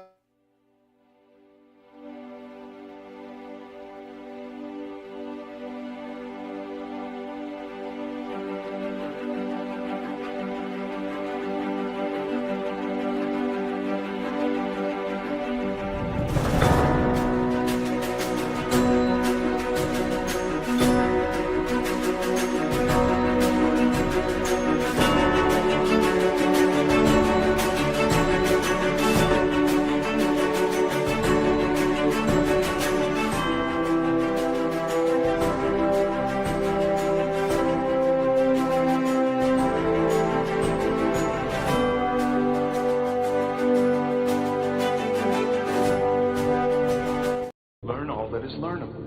And the ways our differences combine to create meaning and beauty. It has always been easier to destroy than to create. May we together become greater than the sum of both of us. Well, now you have something new to think about. Carry on. Game over, man. It's game over. All right, move along. Done. Stop it. Get off of the things. Go outside. Get some food. It's like, it's a time of day where you live. Go do something. Shut up, Snoopy. I don't care. You smoke too much. Let's go. Let's go adventure. Let's go explore.